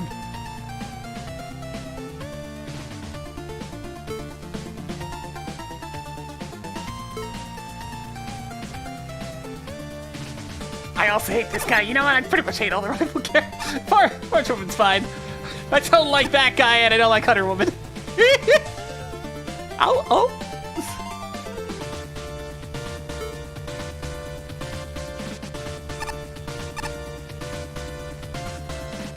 Has science gone too far? I'm taking a poll. Which science? It's not a very good poll. You gotta be specific about which science, because yes, in some cases.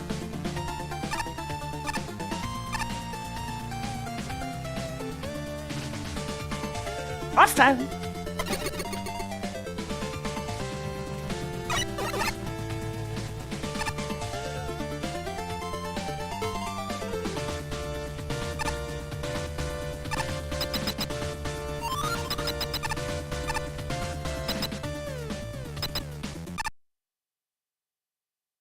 Today, folks, we're testing a very special fable, one that viewers have been requesting for years. Oh no.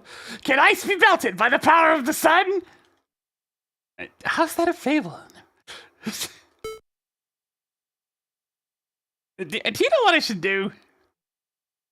Yeah, it's obviously going for Mythbusters. Can a tier rank boost Can a tier rank boost a freeze raise power? It turns out that fable is confirmed. Dr. Hyena. Our crack team built off some black market blueprints. Oh god, it's a wily machine.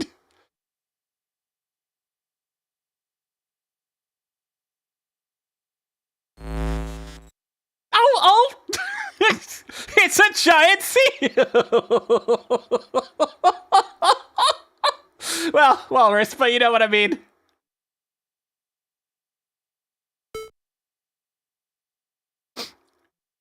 I was just thinking of seals because of the ones outside the boss arena.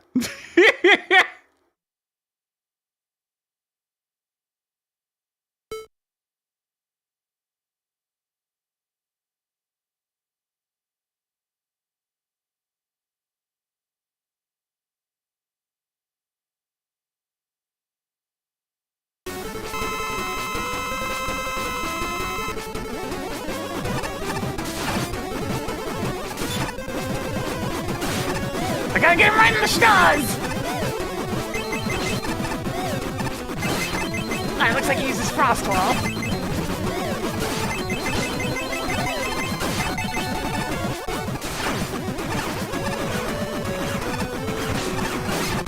It's getting very cramped! Very cramped!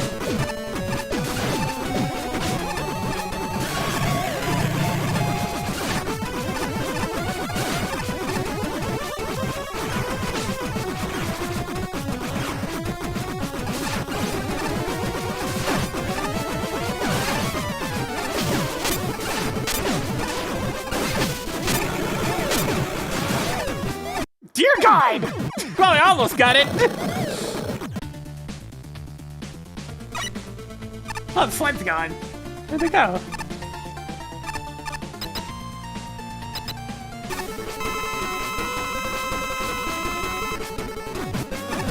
Dodging's rather difficult on this one because it is super cramped.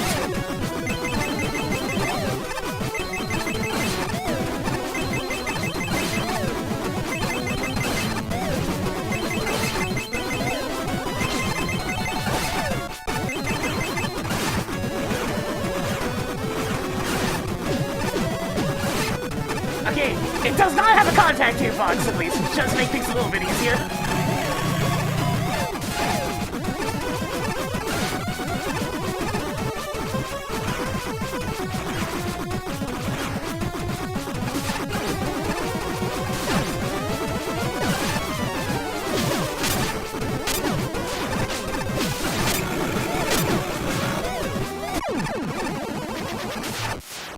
Dude, are you alright?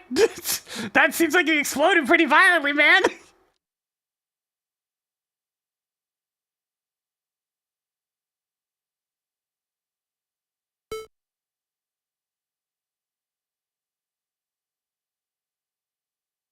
Are you telling the audience that I'm dead again, Vicious?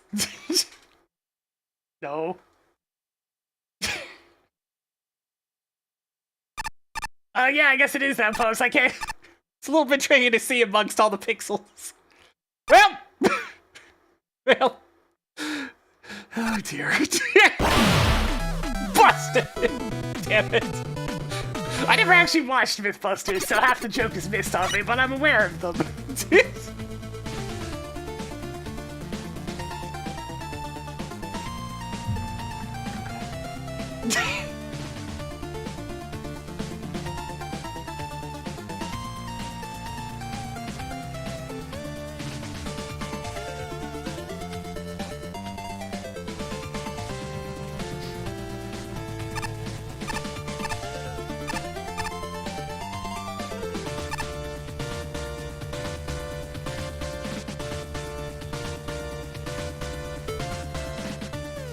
Unfortunately, I think everyone who jumps off is already hurt by the time I check off Them on the ground.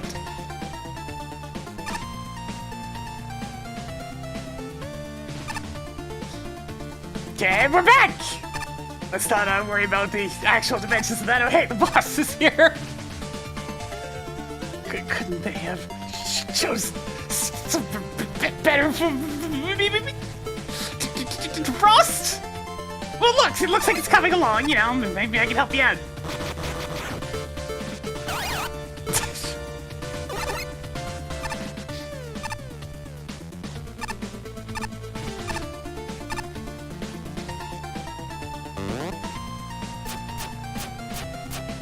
Alright, we finished another entire tier, so it's time to do a little bit of shopping!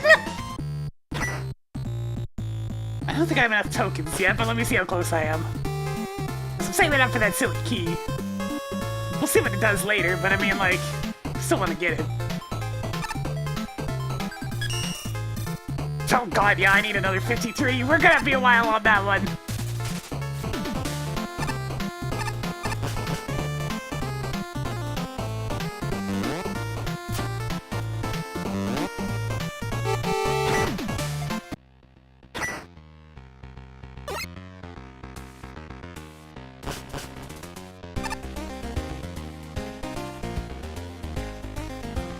I want to try this couch, but there's no room. There's a cat on it, and a fish. Oh, hey! And now there's one of these here, too. I just want to pet the cat. Oh. Why must I never be allowed to pet the cat?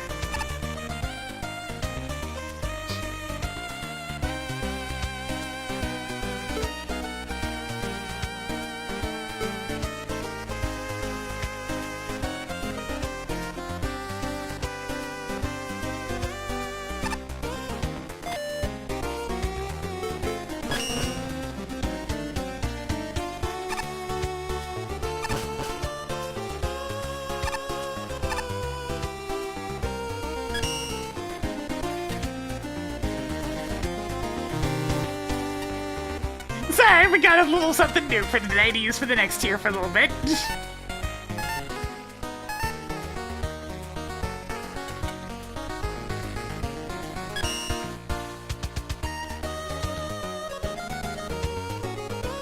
Jericho! Wait, how do we get multiple sprites for looking up?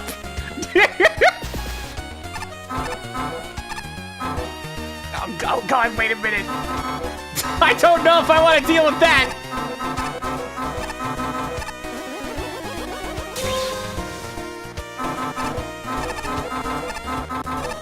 I don't know if I want to deal with that noise. Honk, honk, honk, honk, honk, honk, honk.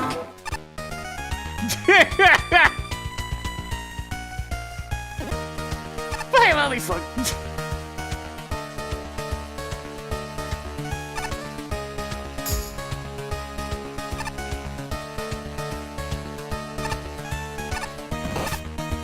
That's a good faceplant, though.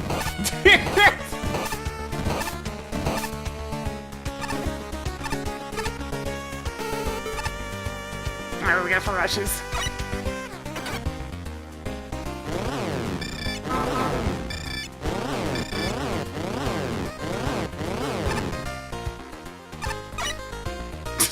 Hey, go swimming, how's it going? That makes sense. Neo did make both after all. Yo, Concrete Man, give me a boost! Woo!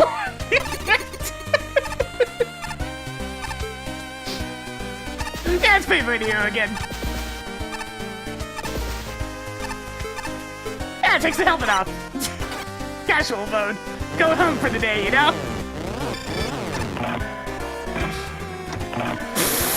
Hey, Guitar Hero, how's it going?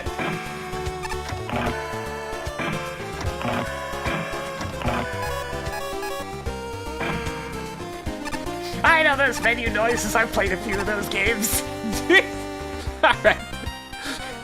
I can't deal with the Buster, so we're going back to...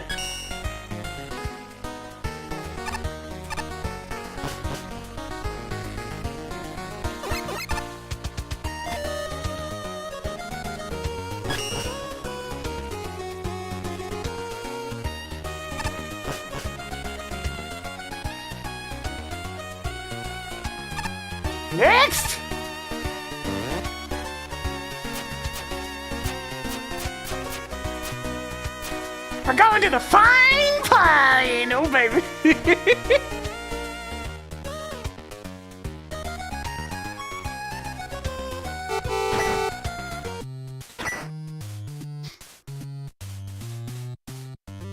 Alright, let me prepare the spreadsheet. So we're starting from number 105!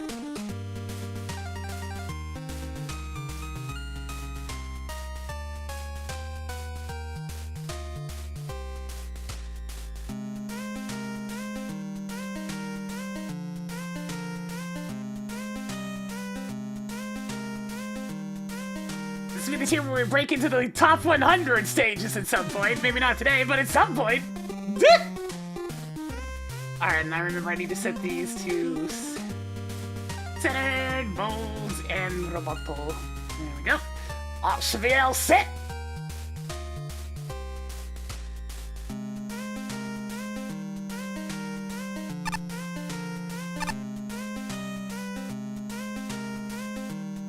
Oh, the boss is just on this side. It just loops. It's a forest path that loops. We're walking in a circle.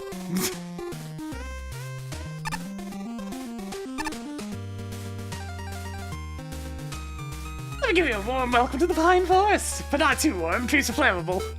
Please take your time and enjoy the beautiful view of the stars as you tackle the simulations here. Thank you, Woodman.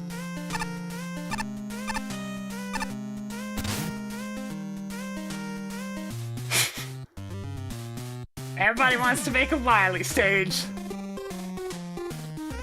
Wily's well-fortified room. Can you escape Wily's silly escape room? Bye, Squishy Putty.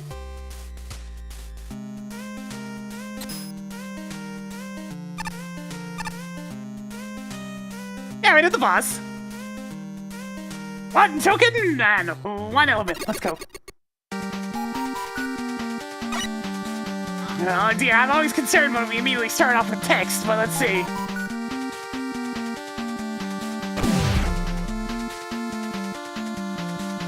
The moon? I hope I get at least last!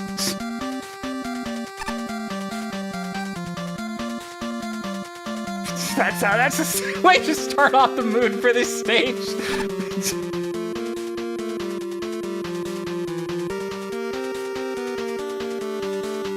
Not gonna lie, it's been feeling kind of down since this last defeat. We used to talk to anyone or come out of his fortress, and I need to see if you can get him to come out and cheer him up. Oh, and he's sending his robots on a rampage, but more importantly, he needs cheering up. Now get going!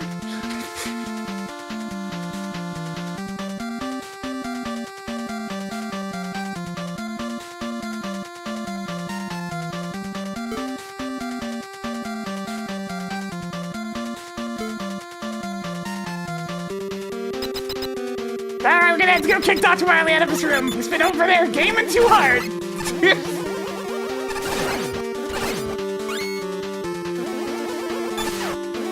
Look, Wily just really wants to get the Challenger ranked. That's all. He'll come out when he's done, you know, in 50 years. Fresh meat.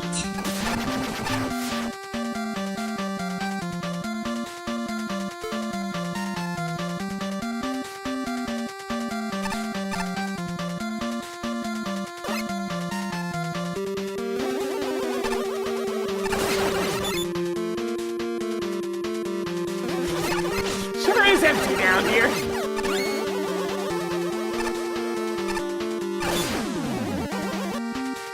I have to imagine it's gonna pick up at some point. Because as it stands, it's a little barren.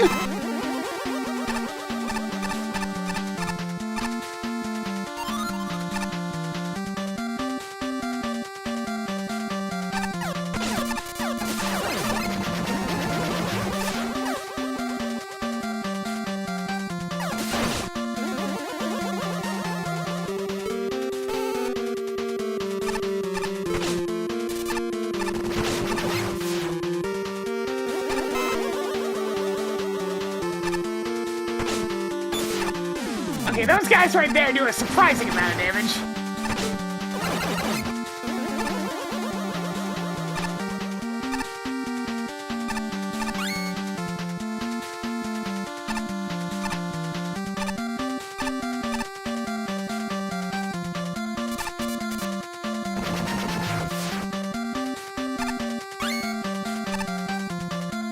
see. If you don't do this one room right, well, die, I guess.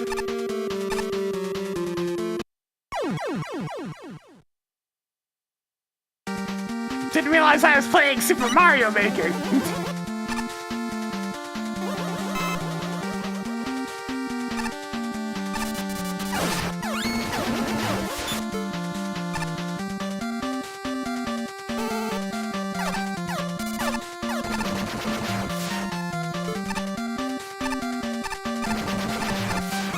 Yeah, maybe, but yeah.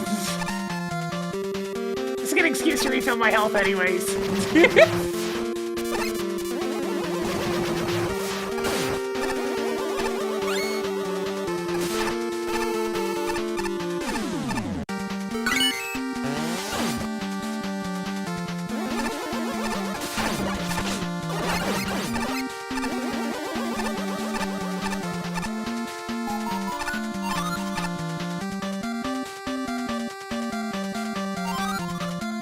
Just a random hidden side transition. Got these. Just go to the side, it's fine.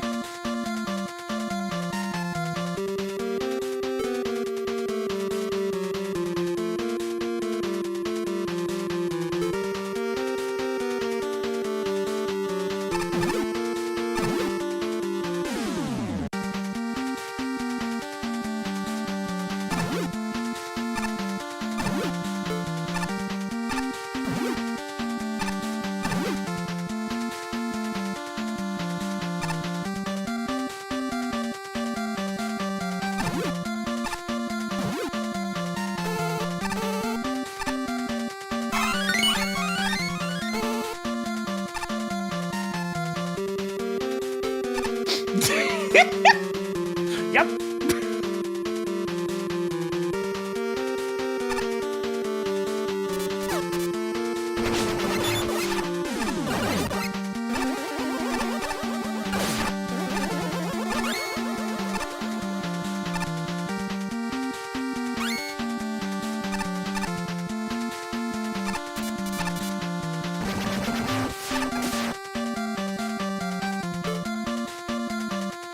Not entirely sure what the intended method of getting that one is, since that's too high to slide.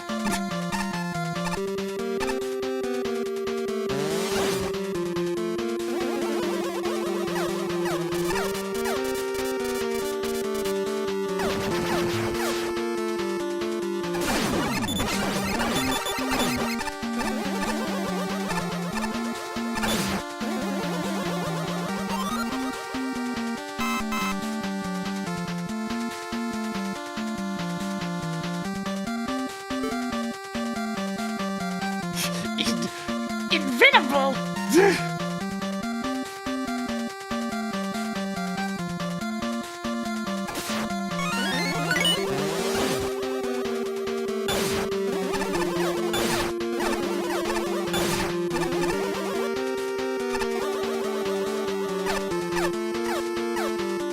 Alright, what are we dealing with this time?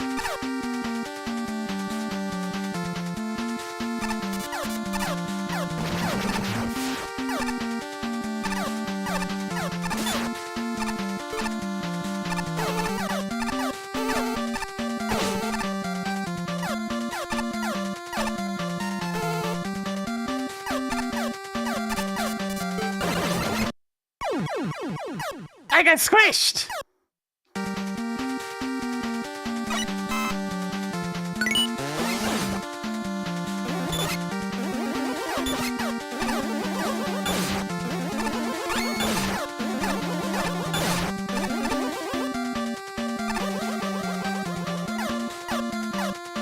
So you can obviously jump through that platform.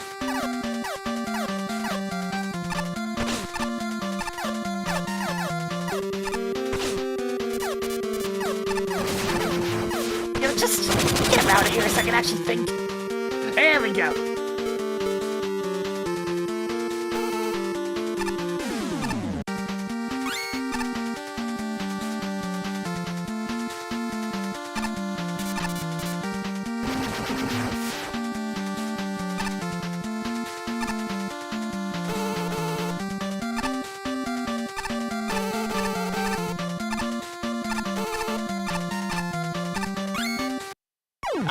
spike there. Of course there's a spike there. Why wouldn't there be a spike right there?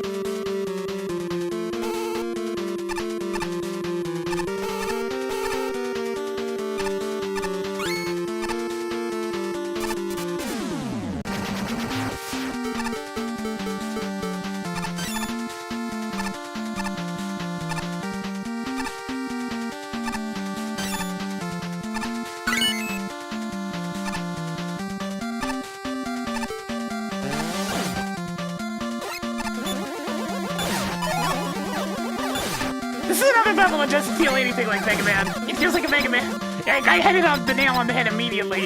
It feels like a Super Mario Maker level.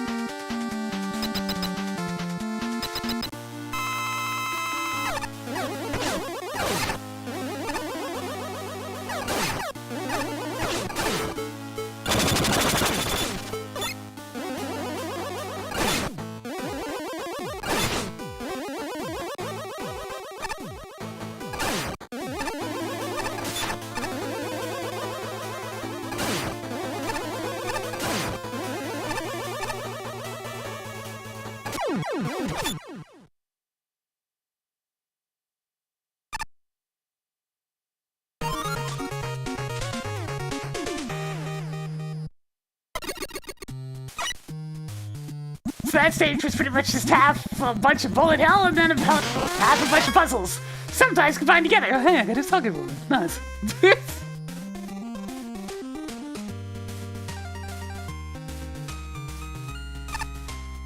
And yeah, another one of those bosses. It was visually very boring. Pretty much everything was super empty. Let's see. It was a novel concept, I'll give it that, and they did do a few different things with it, but like, eh.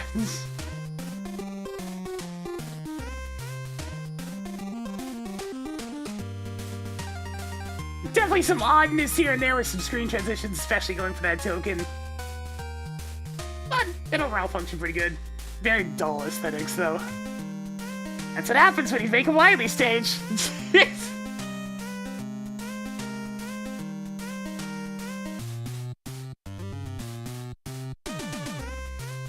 That's certainly a start. The stage is just boring. Pretty much just flip-flops between tons of bullets on screen and puzzles, in quotes. And frankly, Magnet Beam is the true solution to most of it. Maybe some Ice Wall shenanigans. But yeah, Mega Man gameplay, this is not. The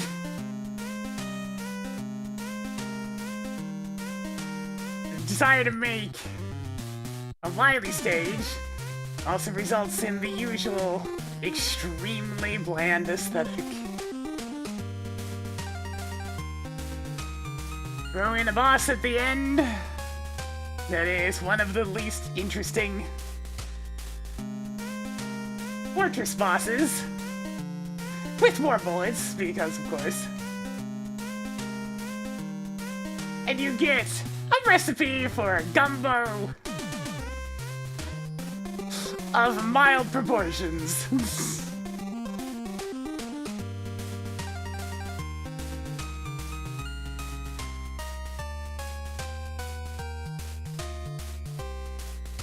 Decidedly. Yeah, that's really all I have to add to that one. It's It was very dull.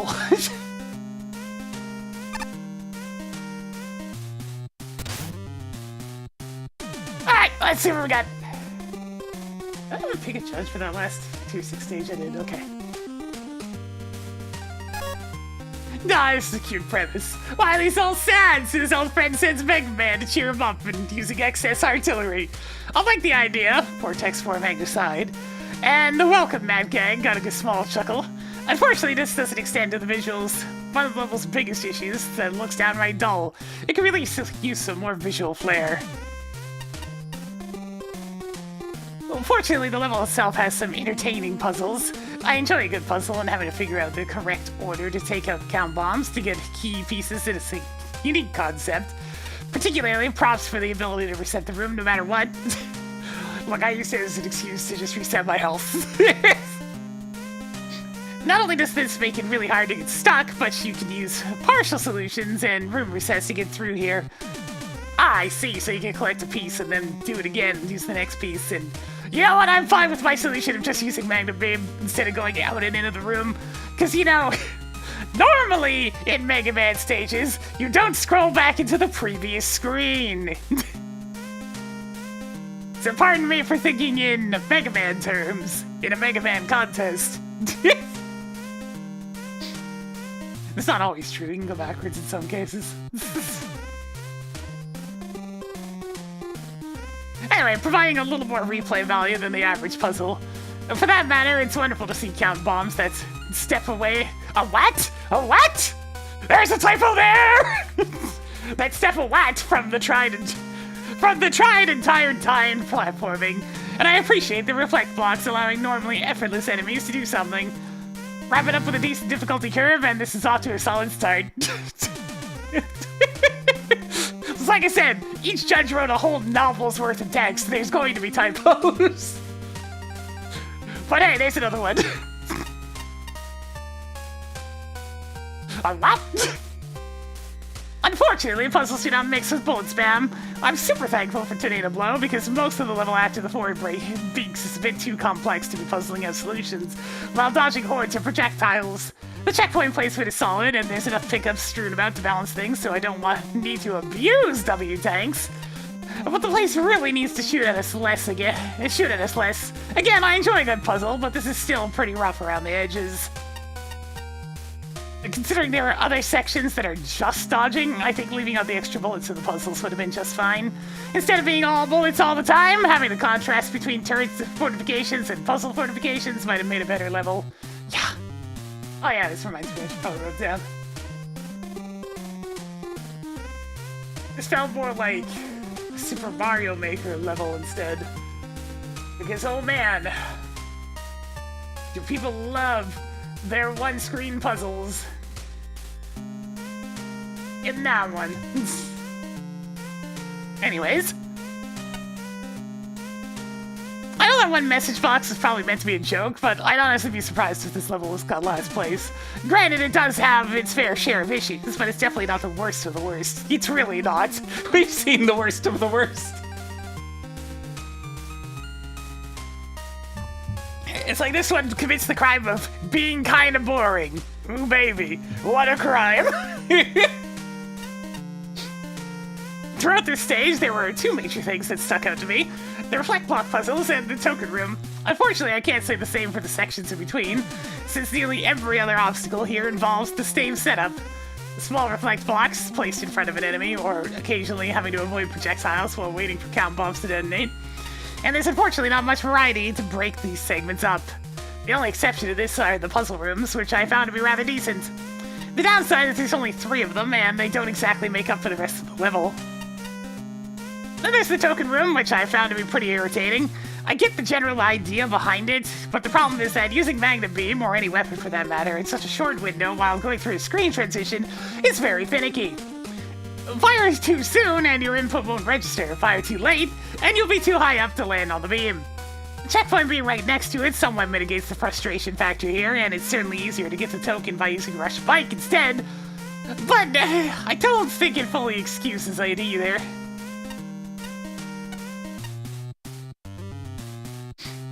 Overall, if those puzzle segments had a greater presence and got a bit more refined as the level went on, I can see myself enjoying this one a bit more.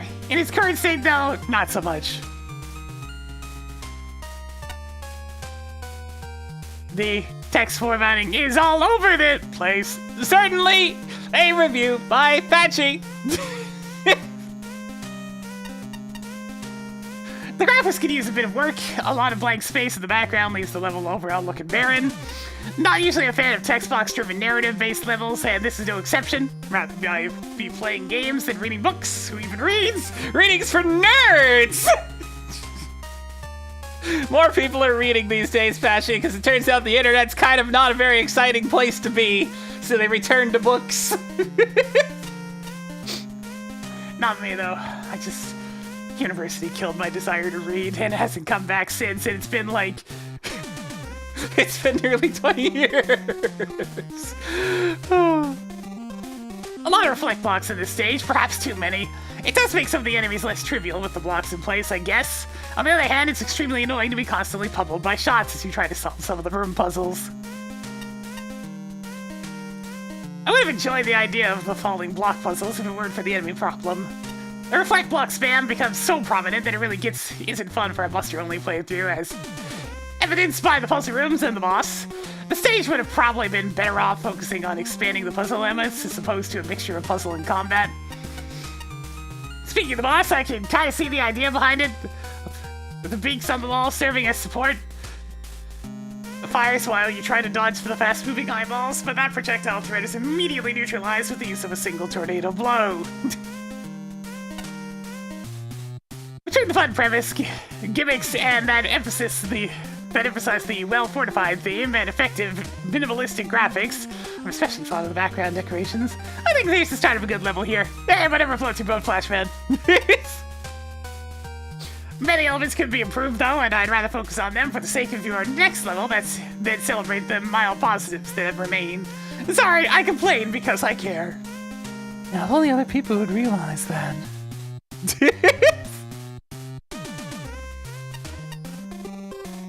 Projectile spam is a concern. I wish the welcome mat key were actually hidden under something.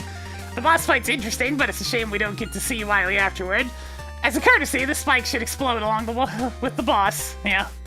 In several places, it's possible to screen transition to a wall. Kaboom. I found 3 ways to soft lock the level, 2 involving key doors and 1 involving the energy element. Spelling and text formatting issues make the story hard to follow, and the note about not having certain weapons was genuinely confusing until I realized it was supposed to be a joke. You know, I'm taking more points off for functionality. That's a few extras right there. It's happening again! Post-judge functionality demotions.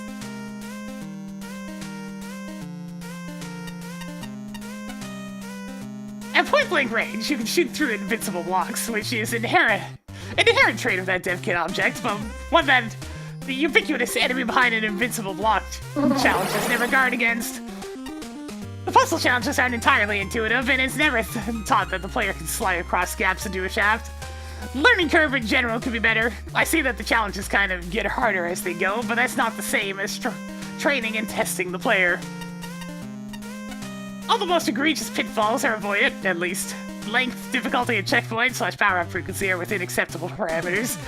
I find these parameters acceptable. The layout is comfortably linear, with well-hidden secrets. The first one made me laugh. The second one is clever, but needs retooling. Puzzle rooms can be reset at will, the music fits, the story progresses at a good pace. These positives are key, but there's more to unlock. We must unlock the full potential! Puzzle levels have an uphill battle in stage design contests. In this case, the puzzles aren't too bad. They do require knowledge of Mega Man mechanics. Namely, that gaps in the floor can be slid over. This is fine, but that is basically the only real twist this stage ever pulls. Unfortunately, my large takeaway from the level is that it was repetitive and quickly devolved into the uninteresting. And of course, the use of enemies hiding behind indestructible blocks quickly became obnoxious, especially the toss machines. Personally, I think the stage would have worked better without them. It becomes rather hard to pay attention to puzzle setups with curved bullets flying all over the place. Thank goodness for Tornado Blow. Unfortunately, even the enemy challenges between the puzzles felt very samey. The token puzzle took a while to figure out, and I appreciated it, having showcased you do the same to having you do some other ideas. It's a shame the count bomb/falling blocks were elsewhere. The boss is rather awkward and claustrophobic. I always appreciate trying to mix up dev kit bosses, but this just failed the mark. Again, thank goodness for Tornado Blow. The aesthetics frankly hurt the level even further, with spot A cut-off tile work. But the most hated part of the stage might actually be the chosen Wily track. It was designed for only a short segment. Hearing it through got super monotonous. You know, I kind of toned it out, so I guess that fits. I honestly think this level had some real potential. There's some good stuff here, but man, such obnoxious enemies and lack of puzzle variety just kills it for me. Hey, Spark. Next! Hey, Slashman. It's very relaxing to get away from technology and bask in an old-school, all-natural place. Except for the simulations and, the tree synthetic. Is that tree synthetic? Wait. Hey, I'll talk to you this time. We someone had to build them, like... Don't get your hopes up, it weren't me. I hope whoever did it got paid well, though. They did a Boston job. We switched the forest trails back home in old Broom. Good thing this tourney isn't a race. Especially after that entry right below. Total HSC disaster. Definitely need a break after that. Oh no. Oh no. Oh no. Oh no. Fairly unfocused newcomers bosses and gimmick stage! Oh no!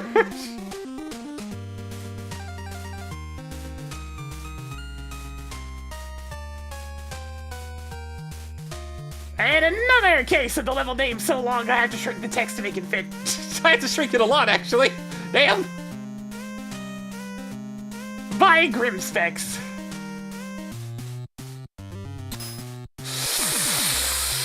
Three elements and 5 tokens! Fresh meat. I'm just gonna start sharpening my pitchfork now, huh?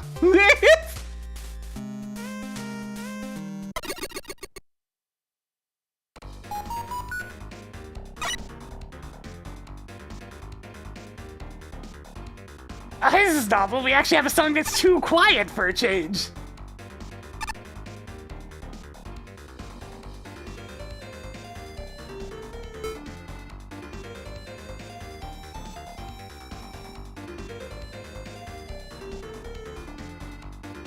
The fact that this text box is here and that this room exists shows an extreme lack of self-awareness. Anyways, it's time for some more Delta Root, apparently.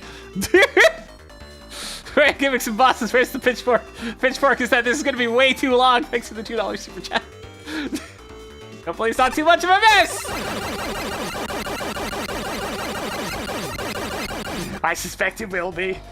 Ah, let's go roaming around at the speed of... Oh, there's a crack right here, but I can barely slide in. Sure, we're going this way first. Why not? Ah, force beams.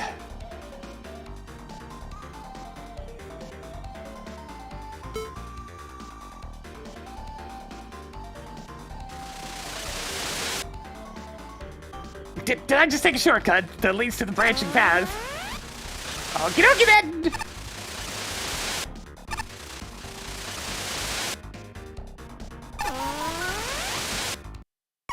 I was reading chat, that was my bad. I was reading chat. Apparently there's also a token there for me to pay attention to, so here we go.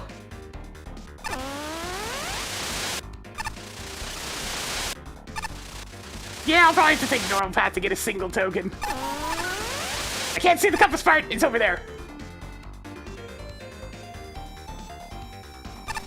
Hey, see, just stand right here.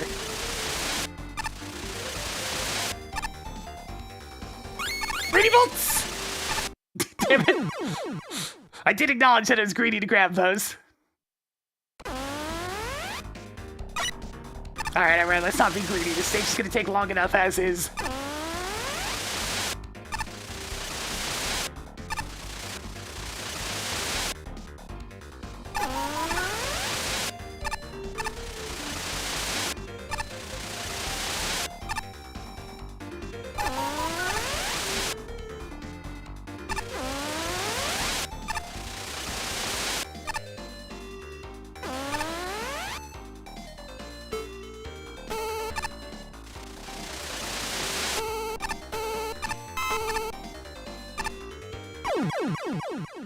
That's not solid floor!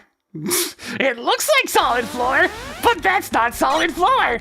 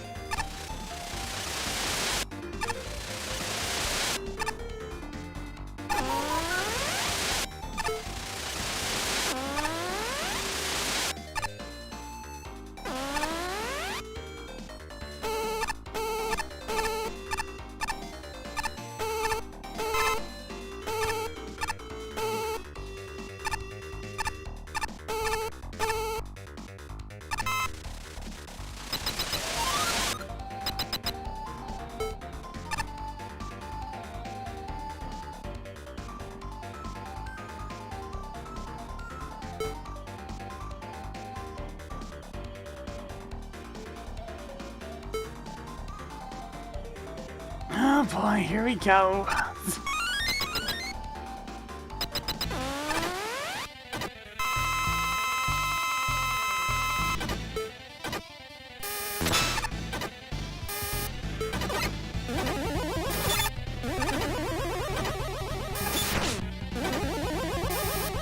You really need me to actually have them coincidentally line up and get hit by the lasers, huh? Or do you want me to use specifically laser trident? Yep.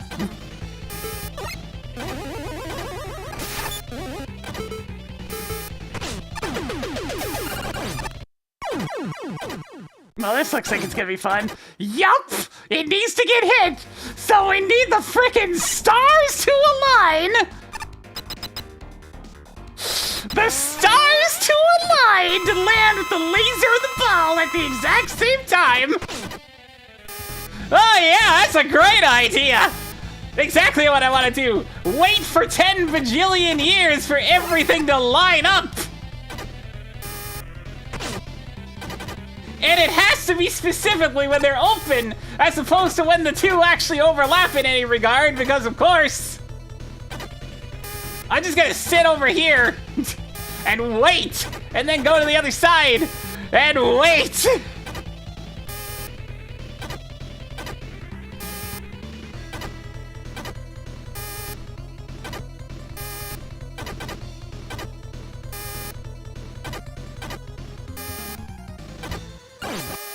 It landed a single hit! Woo!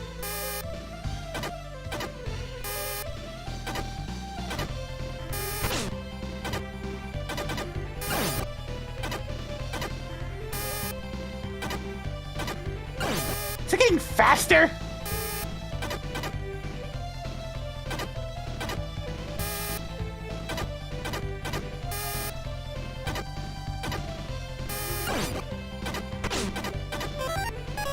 Well, we're gonna be chugging E-tanks, that's for sure. Yeah, and it does a bunch of damage, you know, just to make it even worse.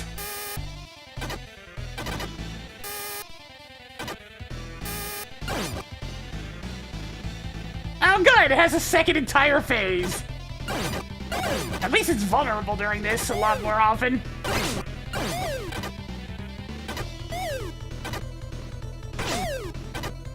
What in the hell is that contact damage?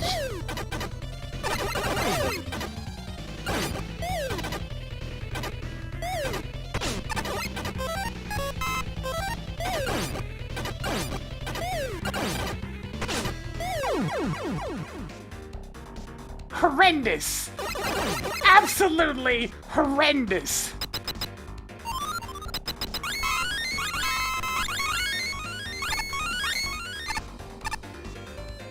Did I even get a token out of that? What was the point of that?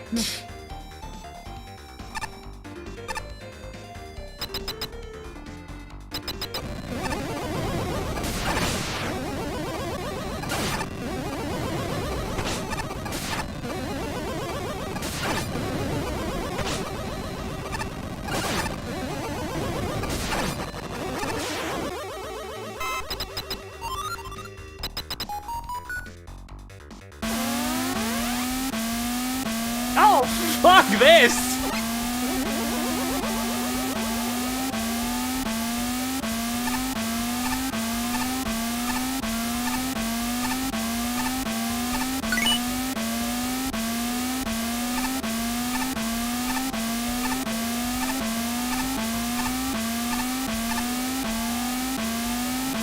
It's like, sure, I nailed it, but like, Still!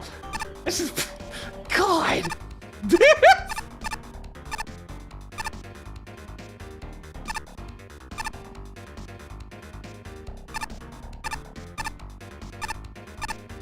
oh, you can actually see. Okay, see, there's like little hints of good design here. You can see the exact path this block is going on. That's nice. I like that. It's a good small detail.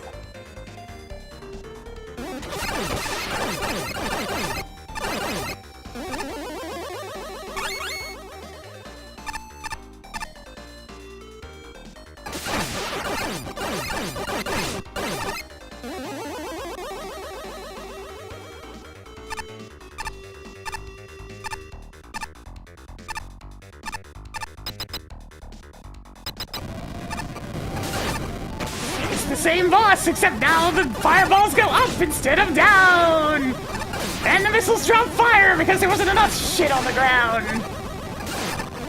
But it has even less health, so question marks!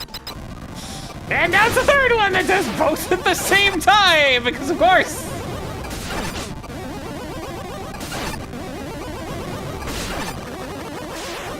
but it doesn't drop HP this time! Surprise! Force beams!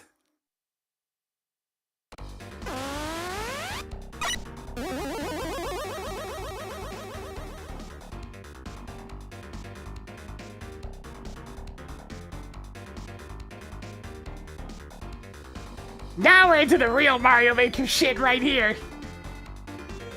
Snake block with incredibly annoying pattern that just wastes your time? Yup! Oh, I can tell Ace Park is not gonna like this stage. There's a lot of waiting. There's a lot of waiting already, and I'm only in one section out of 3. How sharp's a pitchfork? It's getting pretty sharp! I saw the little dude watching up there. Look at him go!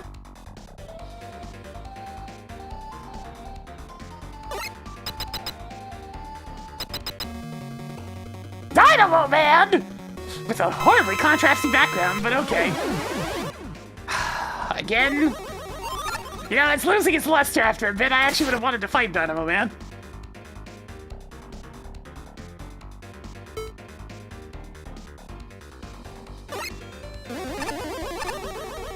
Dynamo Man's not even a dev kit boss, I assume, so like I would have actually wanted to fight him though.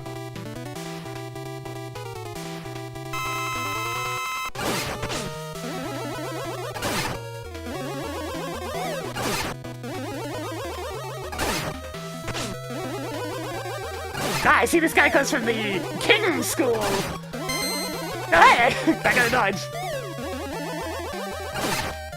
On boss fights, where they just jump at you the whole time. Also, holy shit, those are destroyable, I would hope. You know what, let's find out. Can't destroy him with that. Nah, I'm good.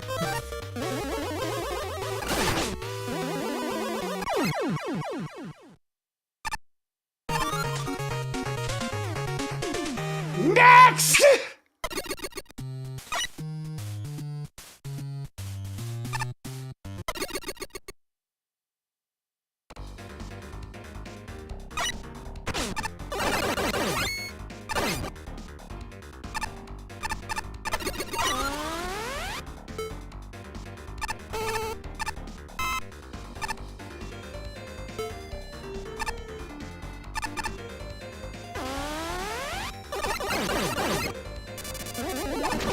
Ah, we have force beams in 2 segments, of course!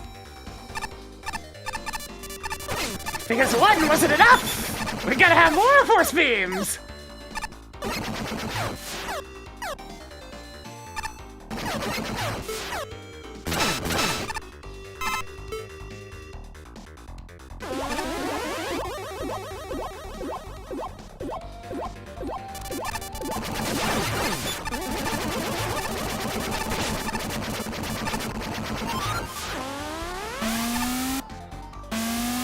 this again?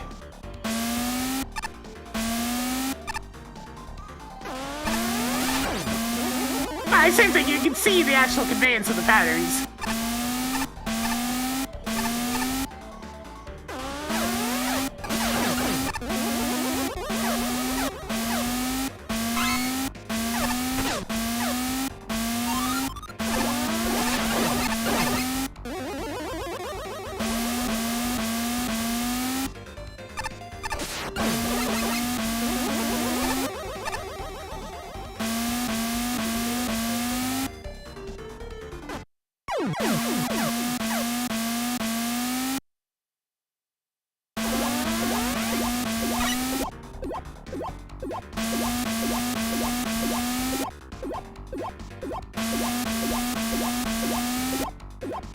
Playtest your levels.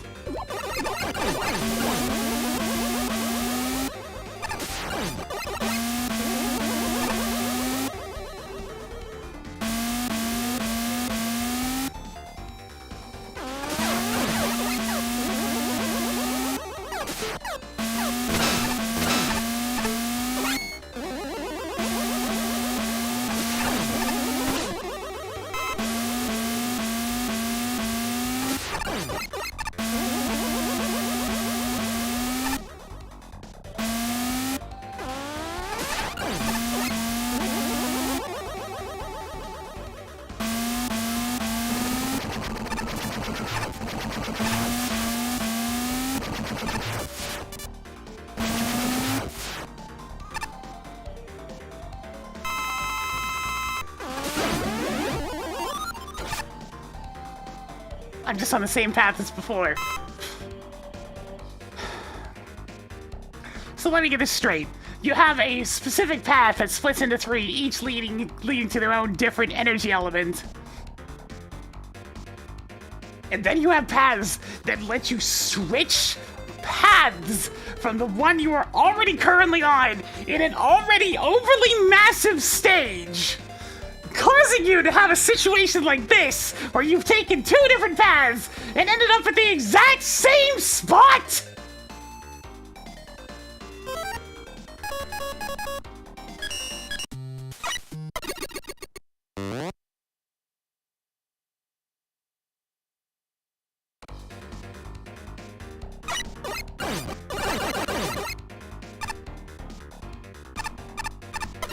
Yep, guess it's time to go back down here, since apparently I didn't actually do this route.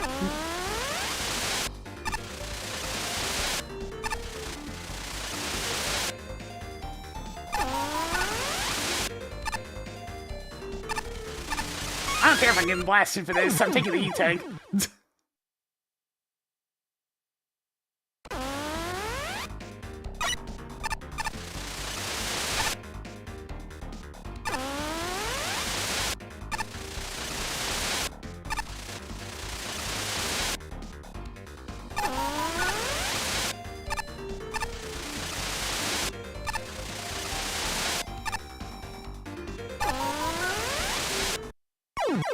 I gotta slide into the middle.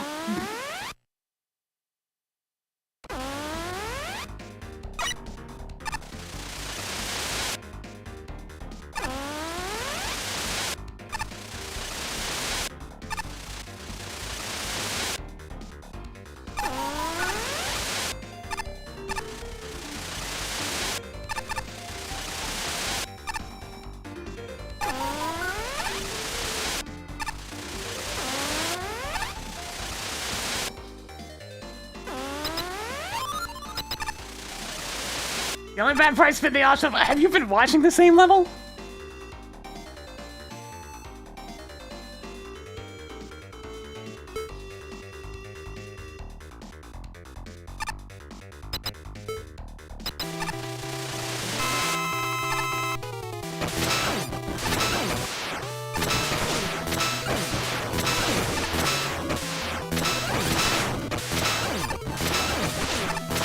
Hey kids, you like bullets?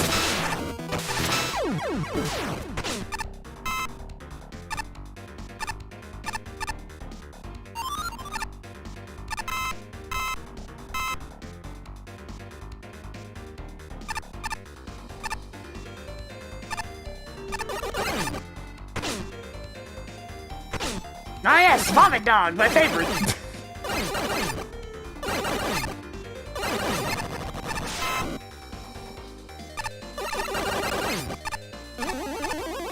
Blue fire. Wait a minute. Sine Wave Dog. I mean, it looks visually cool though.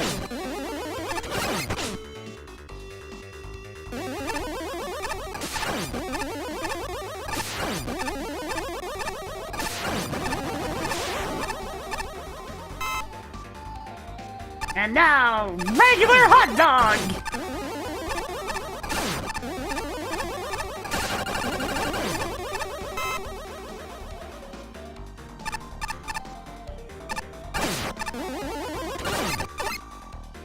Yep, sure is fun having to deal with the conveyor belts the entire time.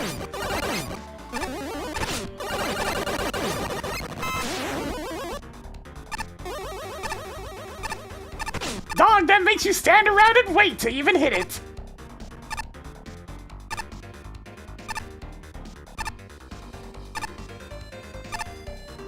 The waiting returns. Thankfully, it doesn't have very much HP.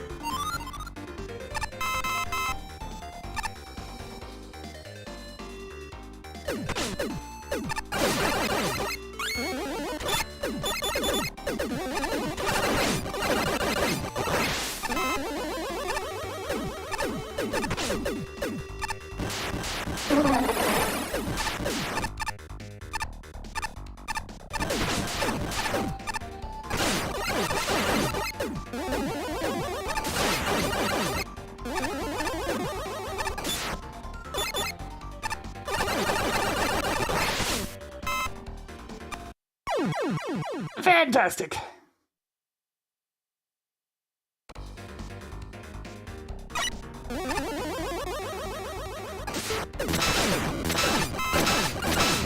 Nope, that's not gonna do any good.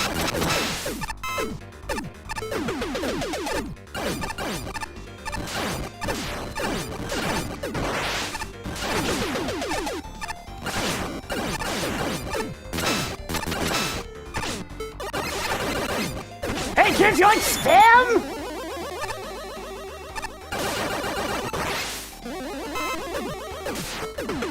Also, apparently these are platforms! They look like background objects, again!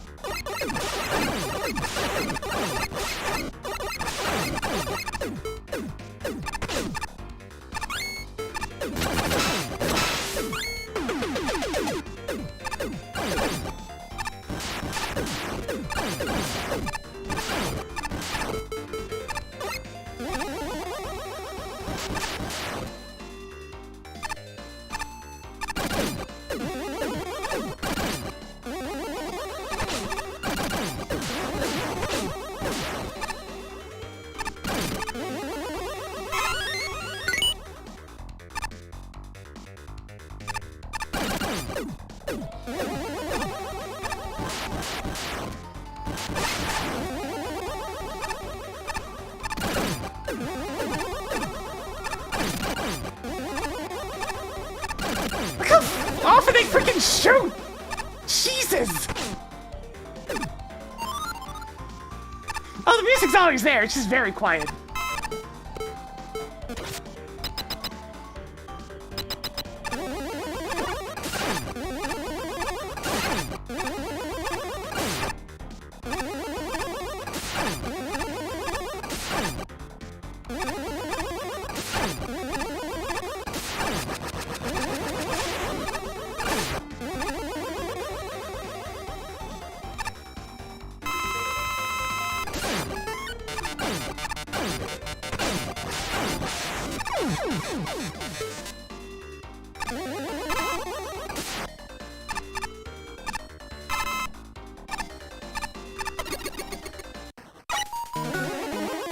Okay, that's apparently a token over here.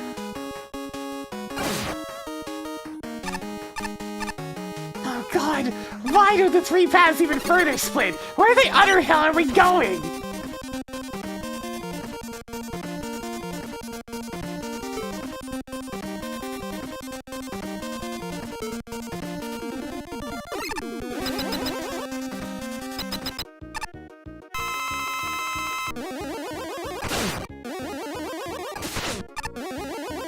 Great, mini quick fan. Because that's exactly what he needed to be.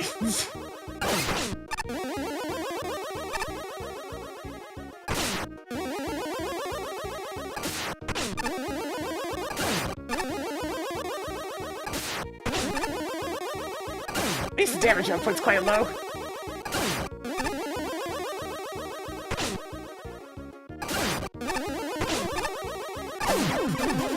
And it gives you full health, that's fine. That's fine. I don't mind that, that's silly.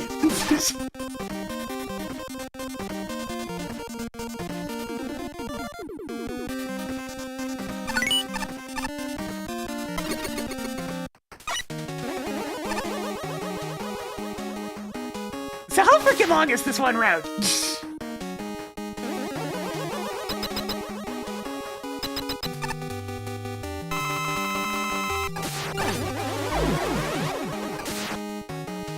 Look, that stuff. We've already come. Well, actually, we're at the rule of 3 at this point. But look, he's getting dumb.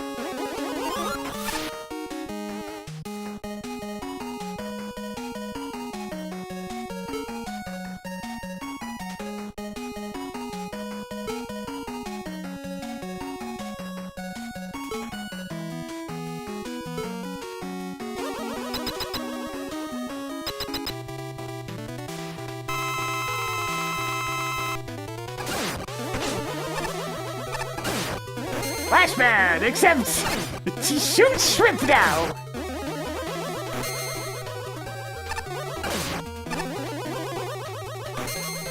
And it's super obnoxious to deal with as a result. Yeah, I'll take that though.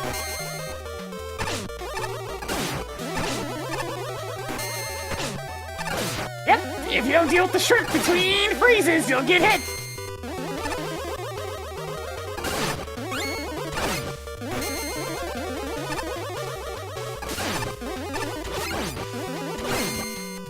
Like so!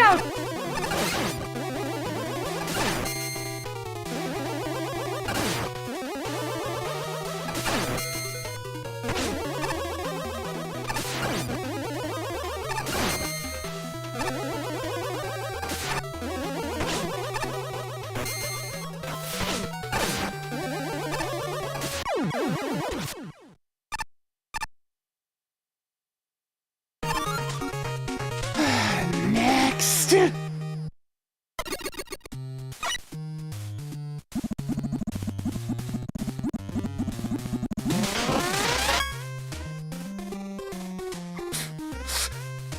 God.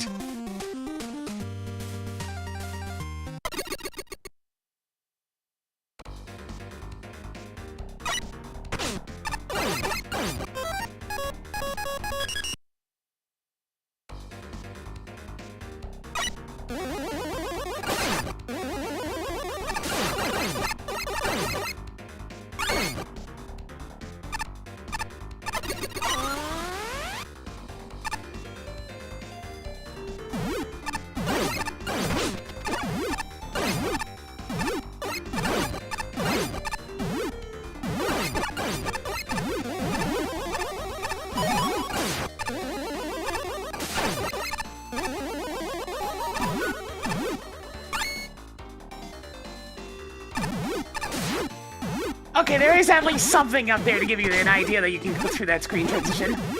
Oops.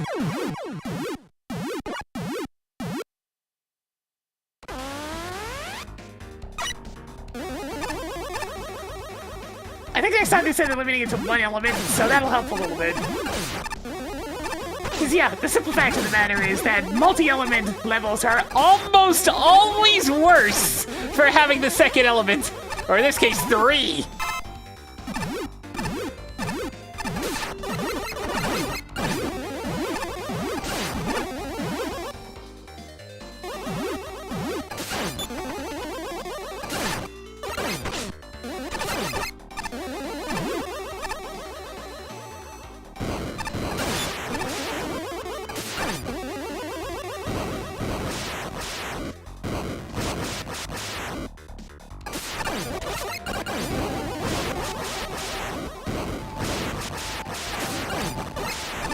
the stage shoot is like something from Deltarune. I think it's Root Buster again. Just way too quiet.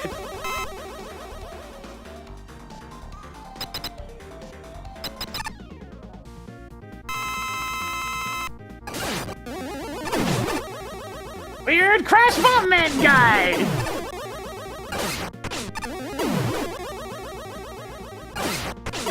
Oh yeah, that move is not obnoxious at all.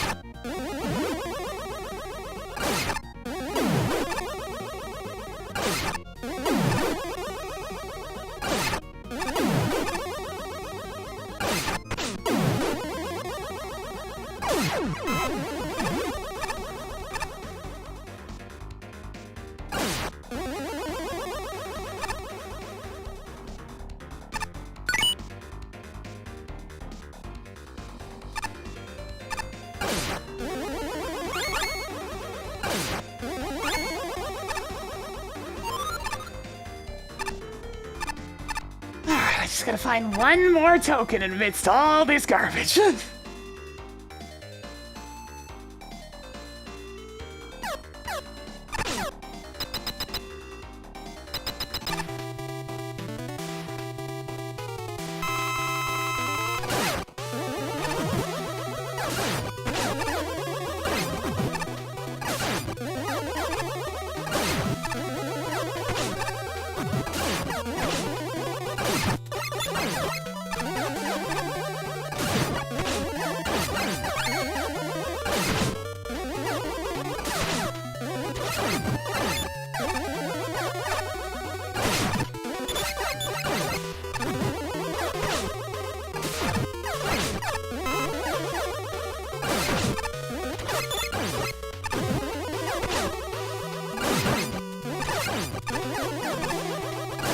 Hey, James, you like spam? Guess it's happening again!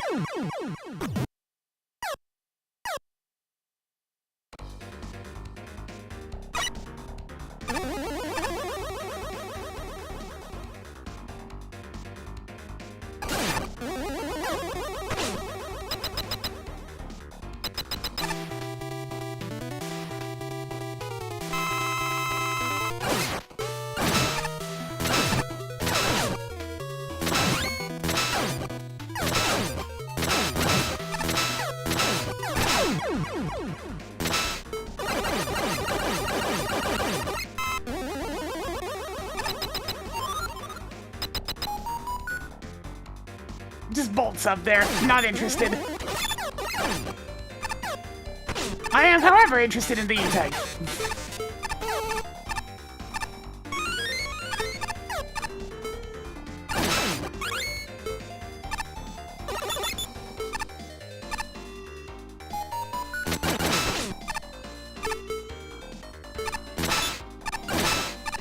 Alright, so this is a section where I need to just religiously use Laser Trine. Got it.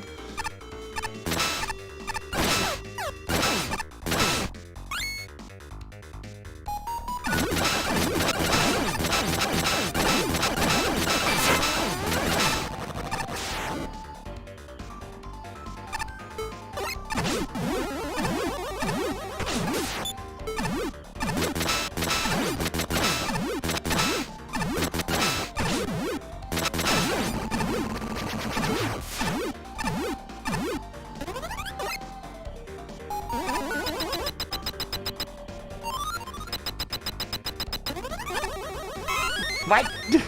What was the point of that?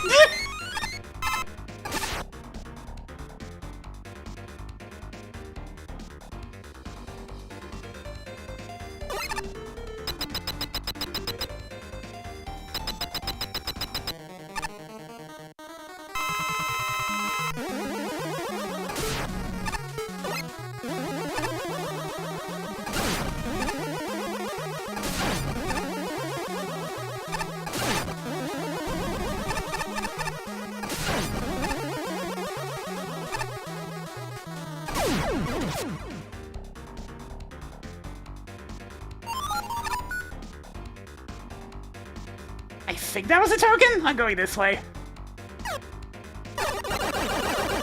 Oh no, it's a miniature guts tag. Yeah, Shishi. Never mind.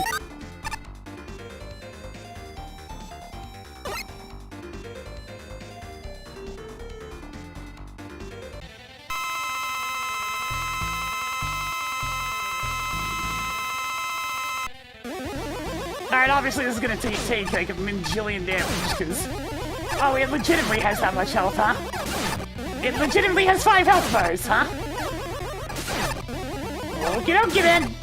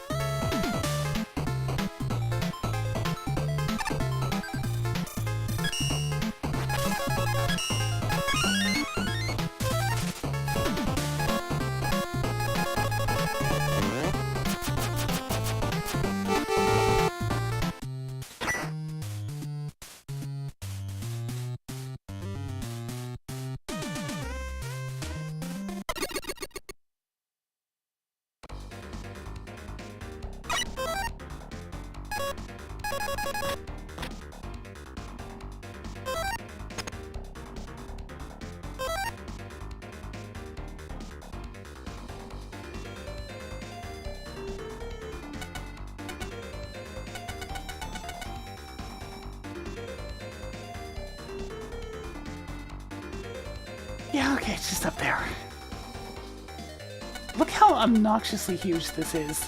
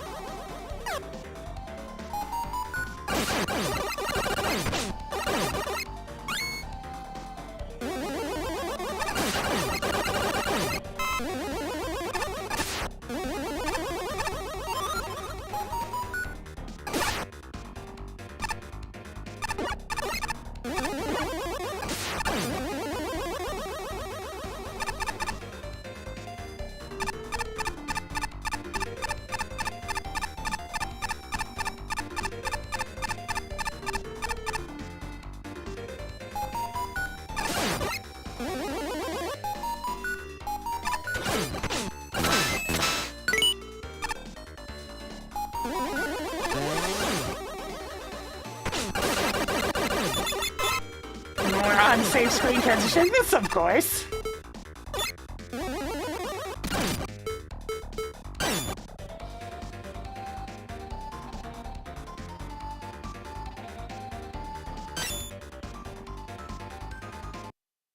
Yup! Ice wall!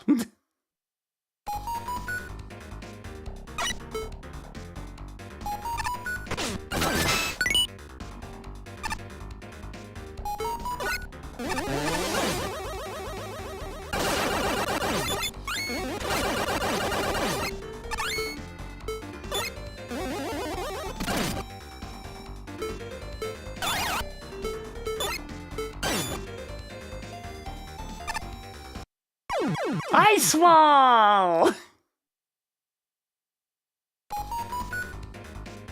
That time I clearly stepped on it, but because I still had a toe sitting on the other platform, it didn't count. Hey, Crystal Joe's projectiles don't disappear even when they're still charging them. Way do you kill them? Yay!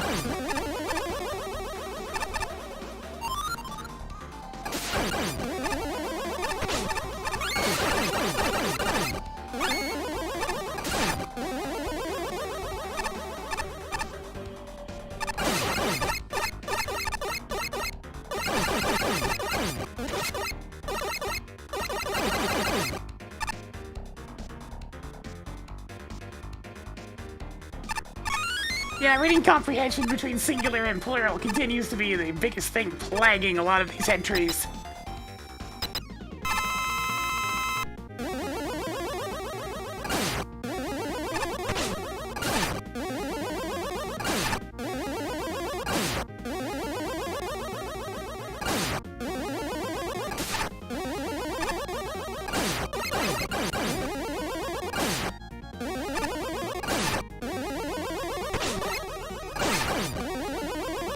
Of course they have a sense of life bar.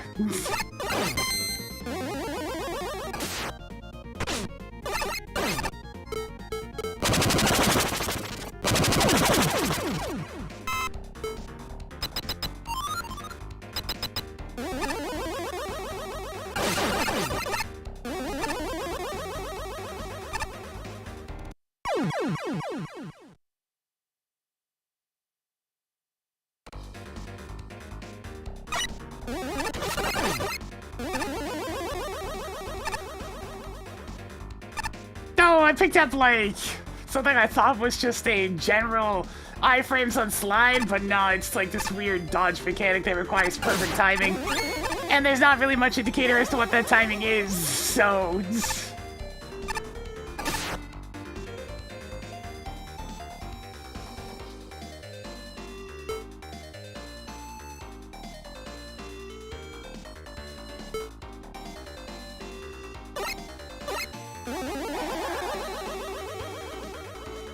That teleporter's gonna take me away from the token, by the way.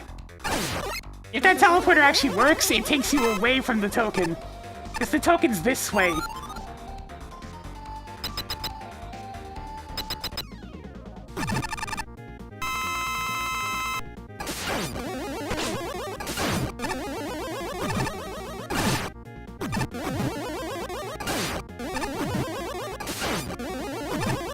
Alright, hopefully it's completely non-functional then, because that would actually be straight up worse.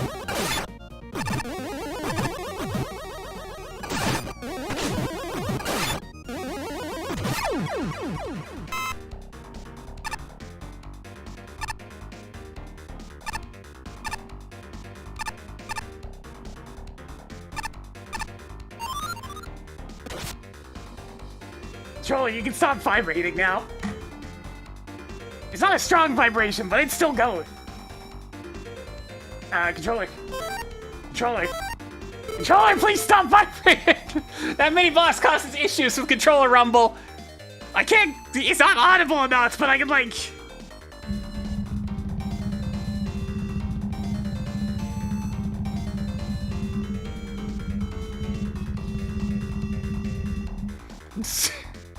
It hasn't stopped yet!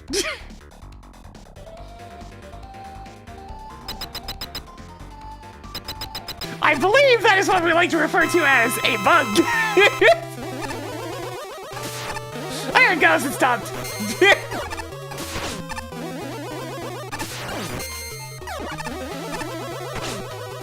Another Flash Man. This one's even spammier than the last one. and even more impossible to frickin' hit. Alright, that does it. Oh, of course he's immune to that. How about Spark Chaser? You know, it don't do very much damage, but at least it hits him. Yeah, Ranko, how's it going?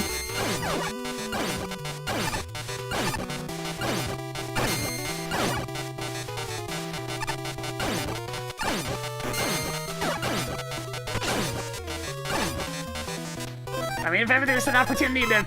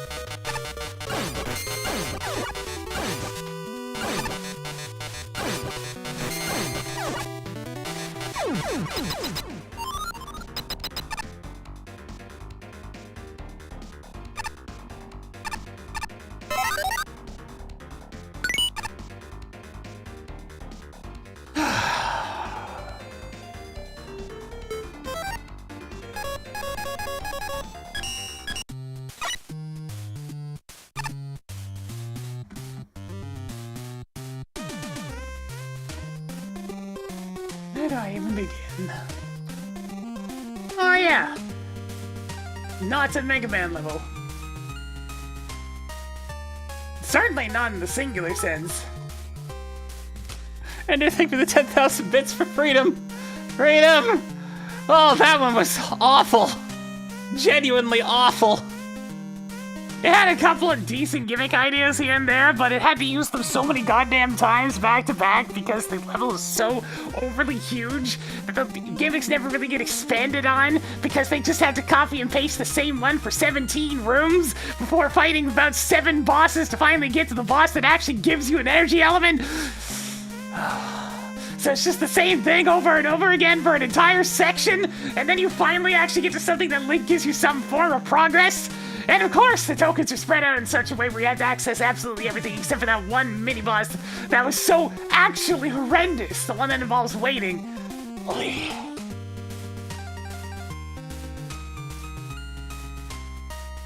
I don't know where people learn reading comprehension these days. But once again, we find ourselves with a lack of understanding of making a good Mega Man level, not levels. The fact this issue is self-diagnosed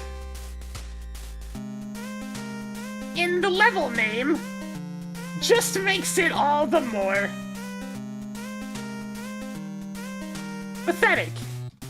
If you are able to diagnose the biggest issues with your level in the level name, why in the frickin' heck did the level continue to exist in this fashion?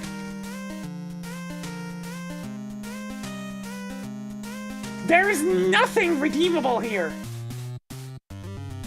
None of the gimmicks get to be properly fleshed out because every section is its own gimmick that gets copy and pasted for like 15 screens with little to no iteration. Many screen transitions are straight up unsafe, especially when force beams get involved, showing a distinct lack of testing. There are so many bosses, and what are not just reskinned dev kit bosses. made to be way faster slash way more damaging slash way more spammy are just not any good. That one ball you have to wait for the stars to align to do damage to, with the scrolling beam being the absolute worst offender. Make one level, make one boss, maybe 1 to 2 mini bosses at best. There is no reason for the stage to be like this, other than sheer lack of any sense of restraint. Pathetic.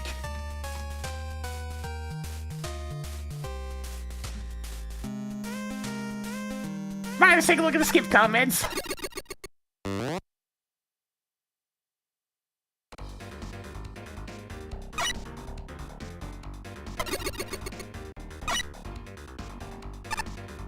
The sub-levels just don't know when to stop. The judges were kind enough to let you skip this huge level if you wish, though everything's over to the left. Putting all the collectibles in one place, now that's having focus. I should start doing that with my keys.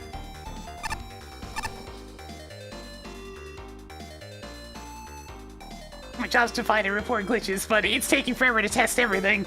This level features a whopping 12 bosses and 14 mid-bosses across its 3 elements and branching paths. Even I think that's a bit much, and spamming more of myself is my whole thing.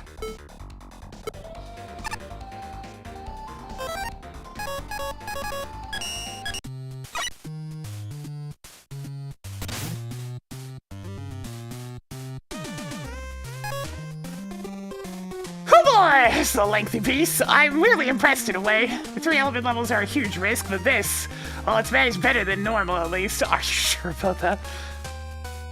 This level's almost designed so that you can play it over multiple runs without too much. Wait, how does this level work again? With the ability to skip the entire first part and jump straight to the route split. Yeah, which by the way I found before the rest of the level. You can't actually skip the first part outright, as it does contain a rather long token challenge. Yeah, you're telling me that token challenge was like 15 screens with 3 bosses! Meaning you'll probably need 3 or 4 trips to get everything without severely overextending yourself. And the fact you must play the level in multiple sittings to really enjoy it, that's a strike against it.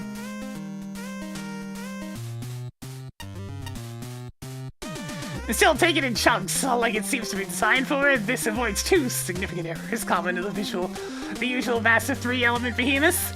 It's not super repetitive, as every route is different. Yeah, but every single route is repetitive. You get shown the gimmick in the first screen, and then they don't do anything with it for the rest of the screens but what you were shown in the first screen.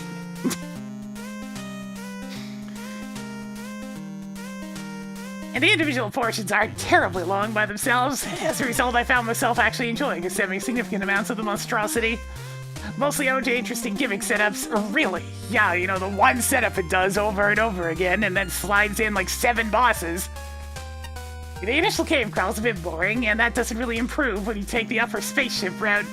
However, the laser sections and Uranus platforms manage to feel different, even kind of fun, and I have to give personal props for the custom sheet blocks. Though I wish Blackout Man's final laser section was less ow on the eyes. 12 bosses and 14 mini-bosses, so essentially 26 bosses! Sadly, the level flops near completely when it comes to combat. The enemies are largely just obstacles that kind of exist, with nothing about them that really stands out. The Aradox on the lower route are a bit better about that, and props for reducing ranged Sniper Joe's health, but otherwise, I can't think of a single memorable enemy encounter, considering the sheer number of rooms that are enemy-only challenges with no real platforming. This is a problem. There's a lot of this super massive level that's just plain boring. But it's the boss fight that hurt this place the most. Having 20 plus bosses in one level is too much. Several could have been cut without any loss. The custom ones also tend to be spammy, going too fast for how many projectiles they use. For examples, Temporal and Tempura fire off a metric ton every time they freeze time. Blackout and the Med Boss can flood the screen with minions if you aren't careful. And Barage's immunity to regular shots is infuriating even after you get him down, pat. The level length is one thing, but these bosses desperately need to be toned down. As a final aside, that cute secret area is extremely laggy, my goodness. I've never been able to go in there without noticeable slowdown. That really needed to be adjusted before I submit it, and it's definitely too much reward for one fight.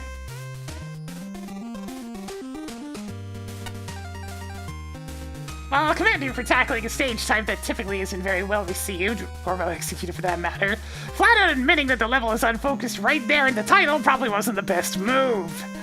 While this stage isn't anywhere near as bad as something like Yggdrasil or Sector Epsilon 6, two similar stages from the previous contest, you know, I will agree with them on that point, actually.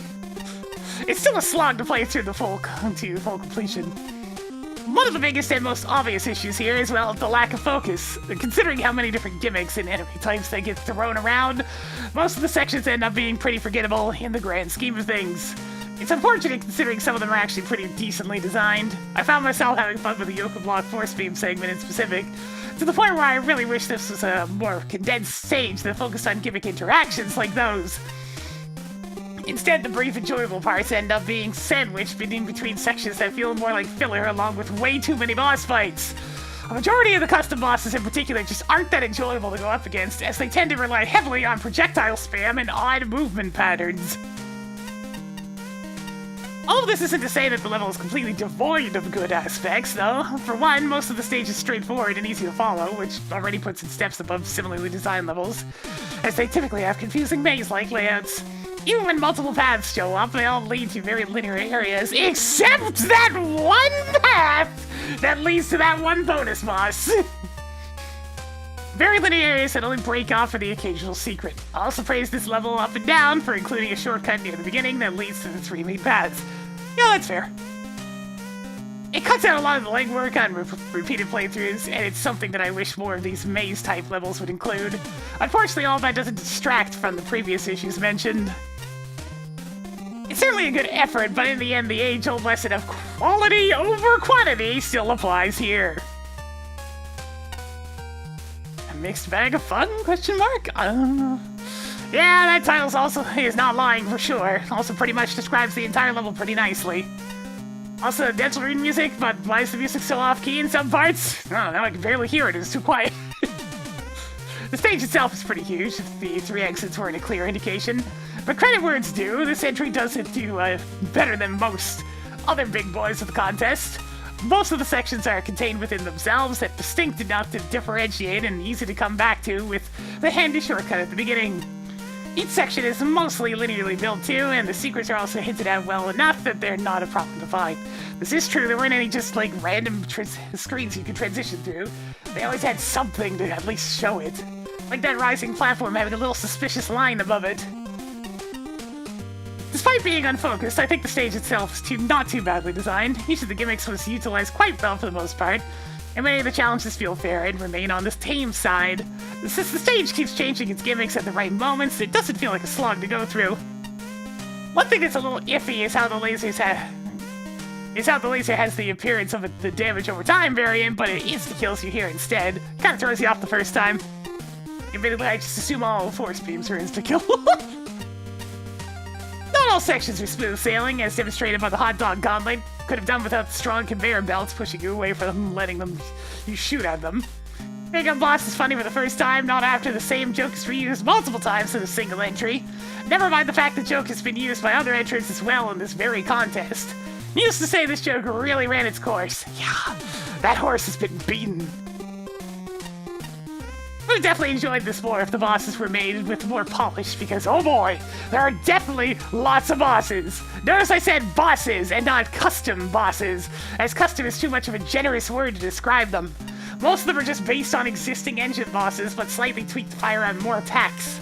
Mostly for the worse, since those buggier projectiles come out so quickly, there's no feasible way to dodge or manipulate them. The fights basically boil down to finding the weakness so you win the DPS battle. Yeah. Oh boy, we got bullet points from Flash Man. That's never a good sign. Consistently charming not to forget the length and lack of overall theming, despite individual sections being themed well enough. Never mind, this is exhausting to replay for secrets. That shifted quickly. Secret teleporter is too obvious. I stumbled on it looking for tokens. Graphics are nice and clean all around, give you some negative space in the metal section. Visuals were fine, yeah. Gustozer, yes, I ordered the Caesar salad. Magnetic shockwave only works once. I'm tired of tripping over your stuff whenever I enter a room. You hang out on the ceiling! I'll stay down here with no ammo and wait to die of natural causes! Guts lifts are inelegant but interesting. Temporal Man fight would be better if he were slower. This absurd humor, it speaks to me. Bombs go well with crystals. Not sure about mini-boss fight on springs. Sheep shapes are great. Obligatory checkpoint combination. Tokens are smartly hidden, except Uranus area is disappointing and I somehow broke it. The fact that the review is a bunch of disorganized, unfocused thoughts. God damn it, Flashman, you're too good at this. Fade and beam laser interaction is cool with it which is applied to all lasers. Iron Ball is clever but should be easier to hit or just have one health bar. A man only needs one dragon head, 3 is too many. Choo choo, all aboard the laser block train! It's surprisingly boring. Poor Bolt and Cavasso. Murder is only funny the first time. Don't take that out of context, kids. Dynamo, I get it! Dynamo Man and Dynamo, it's too hard. Bosses need a minion spawn limit. I like hot dogs. Quits is unnecessary. Quick is amazing. Temper is hysterical but difficult to fight. Bolt Heaven is fun, but sluggishly bolty. Levels like this should not be encouraged. Seriously, this was bags of fun. I'm sorry, was I supposed to organize my ideas into something cohesive?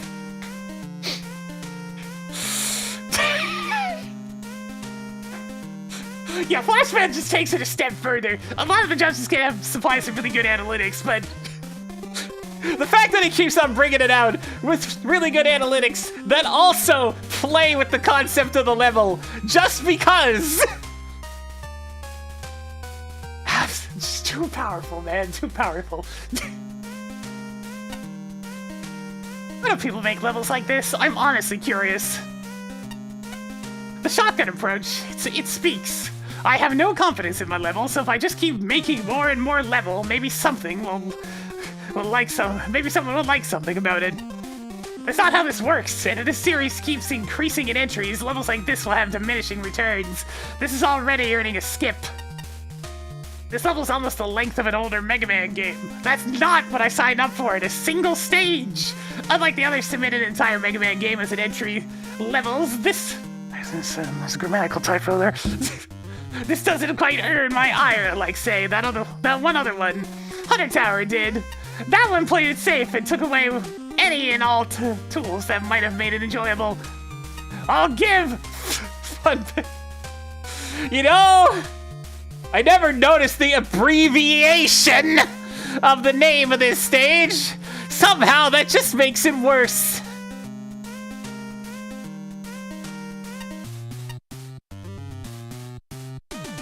The sad part is, some of these paths are rather good. The stage gets a great deal of mileage out of the force beams. Dare I say, sections of the stage are rather fun and clever. If the entirety of this stage had been just one of these paths, I may very well have really liked it.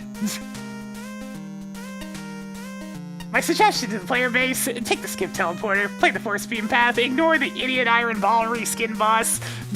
Oh, just whipping out idiot, huh? That entry right there would have earned this stage a score solidly in the 70s. But I also didn't sign up for nitpicking and reviewing an entire Mega Man game for one entry, so it almost leaves me with nothing to talk about. At this point, it's all a blur. I spent enough time playing this level, and it left so little impact on me. At a certain point, I just want to get this over with, and that's a terrible experience to leave the player with. So much padding. And good God, the boss fights! Yes, I like bosses. Yes, I've expressed favor with entries that have several boss fights in them. But this, I think you got the wrong idea. What people want is quality over quantity. Because these bosses, they're worthless. Not because they're all bad, but because they've had little to no time and care put into them. They're glitchy, they're unpolished! That lack of care shows! These honorable mentions go to the previously mentioned Iron Ball, who's just a luckfest waiting game, waiting for him to die, Temperament, whose room layout cripples him, and the MAGMML3 boss, who just sort of janks his minions to life and gets AI locked by a player daring to stay close to him. And frankly, the boss that dies in seconds because their jokes of how a gang got hold the first 500 times! What'd you think the 501st time in the same stage would nail it? Other entries made me groan at reusing the Combust Man gag from MAGMML3. This just made me close down and occasionally walk away from the computer. You've killed the concept of humor dead. I feared I may never laugh again. Okay, it's a little over dramatic, but you know. I get it, it's beating a dead horse badly at this point. I regularly replay entries from this game in my own time. Even some of the mediocre stages have things I want to replay inside them. There's a chance this could have actually landed a positive impact. All you had to do was submit a Mega Man stage, and by submitting several, if you just kind of killed any and all interest I would have otherwise had in this level. I really wish people remember that they are submitting one stage out of hundreds. Thankfully, the developer skips go a long way to making the stage not drawing my ire, but I'm not particularly interested either. One final really notable improvement, the Sheepman blocks, they're colorblind friendly. Congrats, that's a genuinely good idea and implementation. So, we're swiping this idea for MAGMML games going forward. Oh, that's where the colorblind ones came from.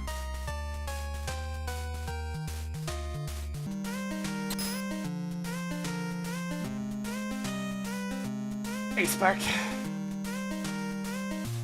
Just that general exhaustion with all of this. Is that text different? Where's that Ariel? Has that been that way in the other ones? I need to double check things here. Why was that? No, that's Ariel. Is that Ariel? Yeah, just didn't notice it before. I'm gonna do some repairs on the old spreadsheet.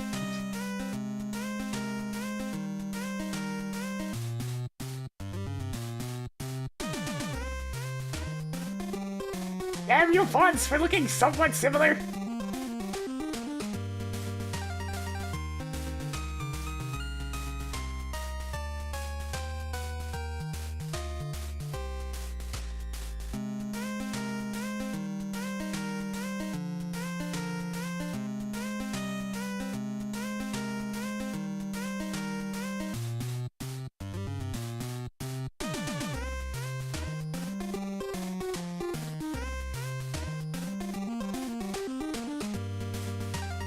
Ah, there we go. Fine, fine. Miserable.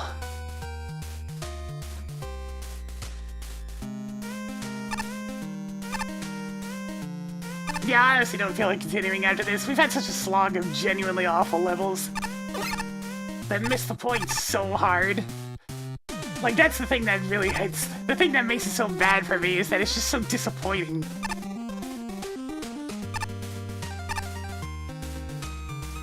It's like there's missing the mark, and then there's so aggressively missing the mark where it's so obvious you're missing the mark that you still continue anyways. Just keep going.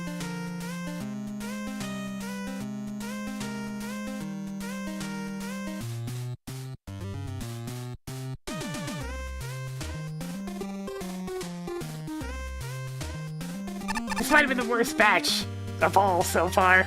It's between that and, you know, the tier 4 day. One of the two.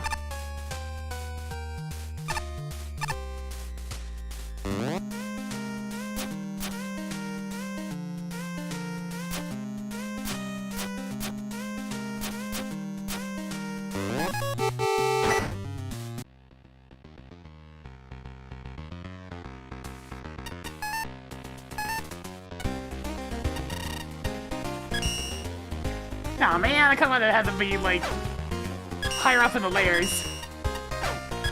But I guess it goes by layering of whatever's further down is the one that goes on top. Darn.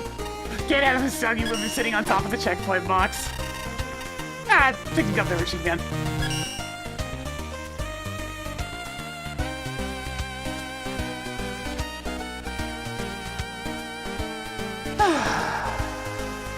there. We'll just hang out with the plushes. That seems like a good idea. That's gonna do it for me today. This was definitely not a good day to be tired going into this. Just absolutely brutal. Like, look where we left off last time. We left off on that 57 from the heist. Literally still the highest score I've given in this, other than, like, stuff made that's not in the rankings. Today we had one stage. One that was decent. One out of all the ones that got played.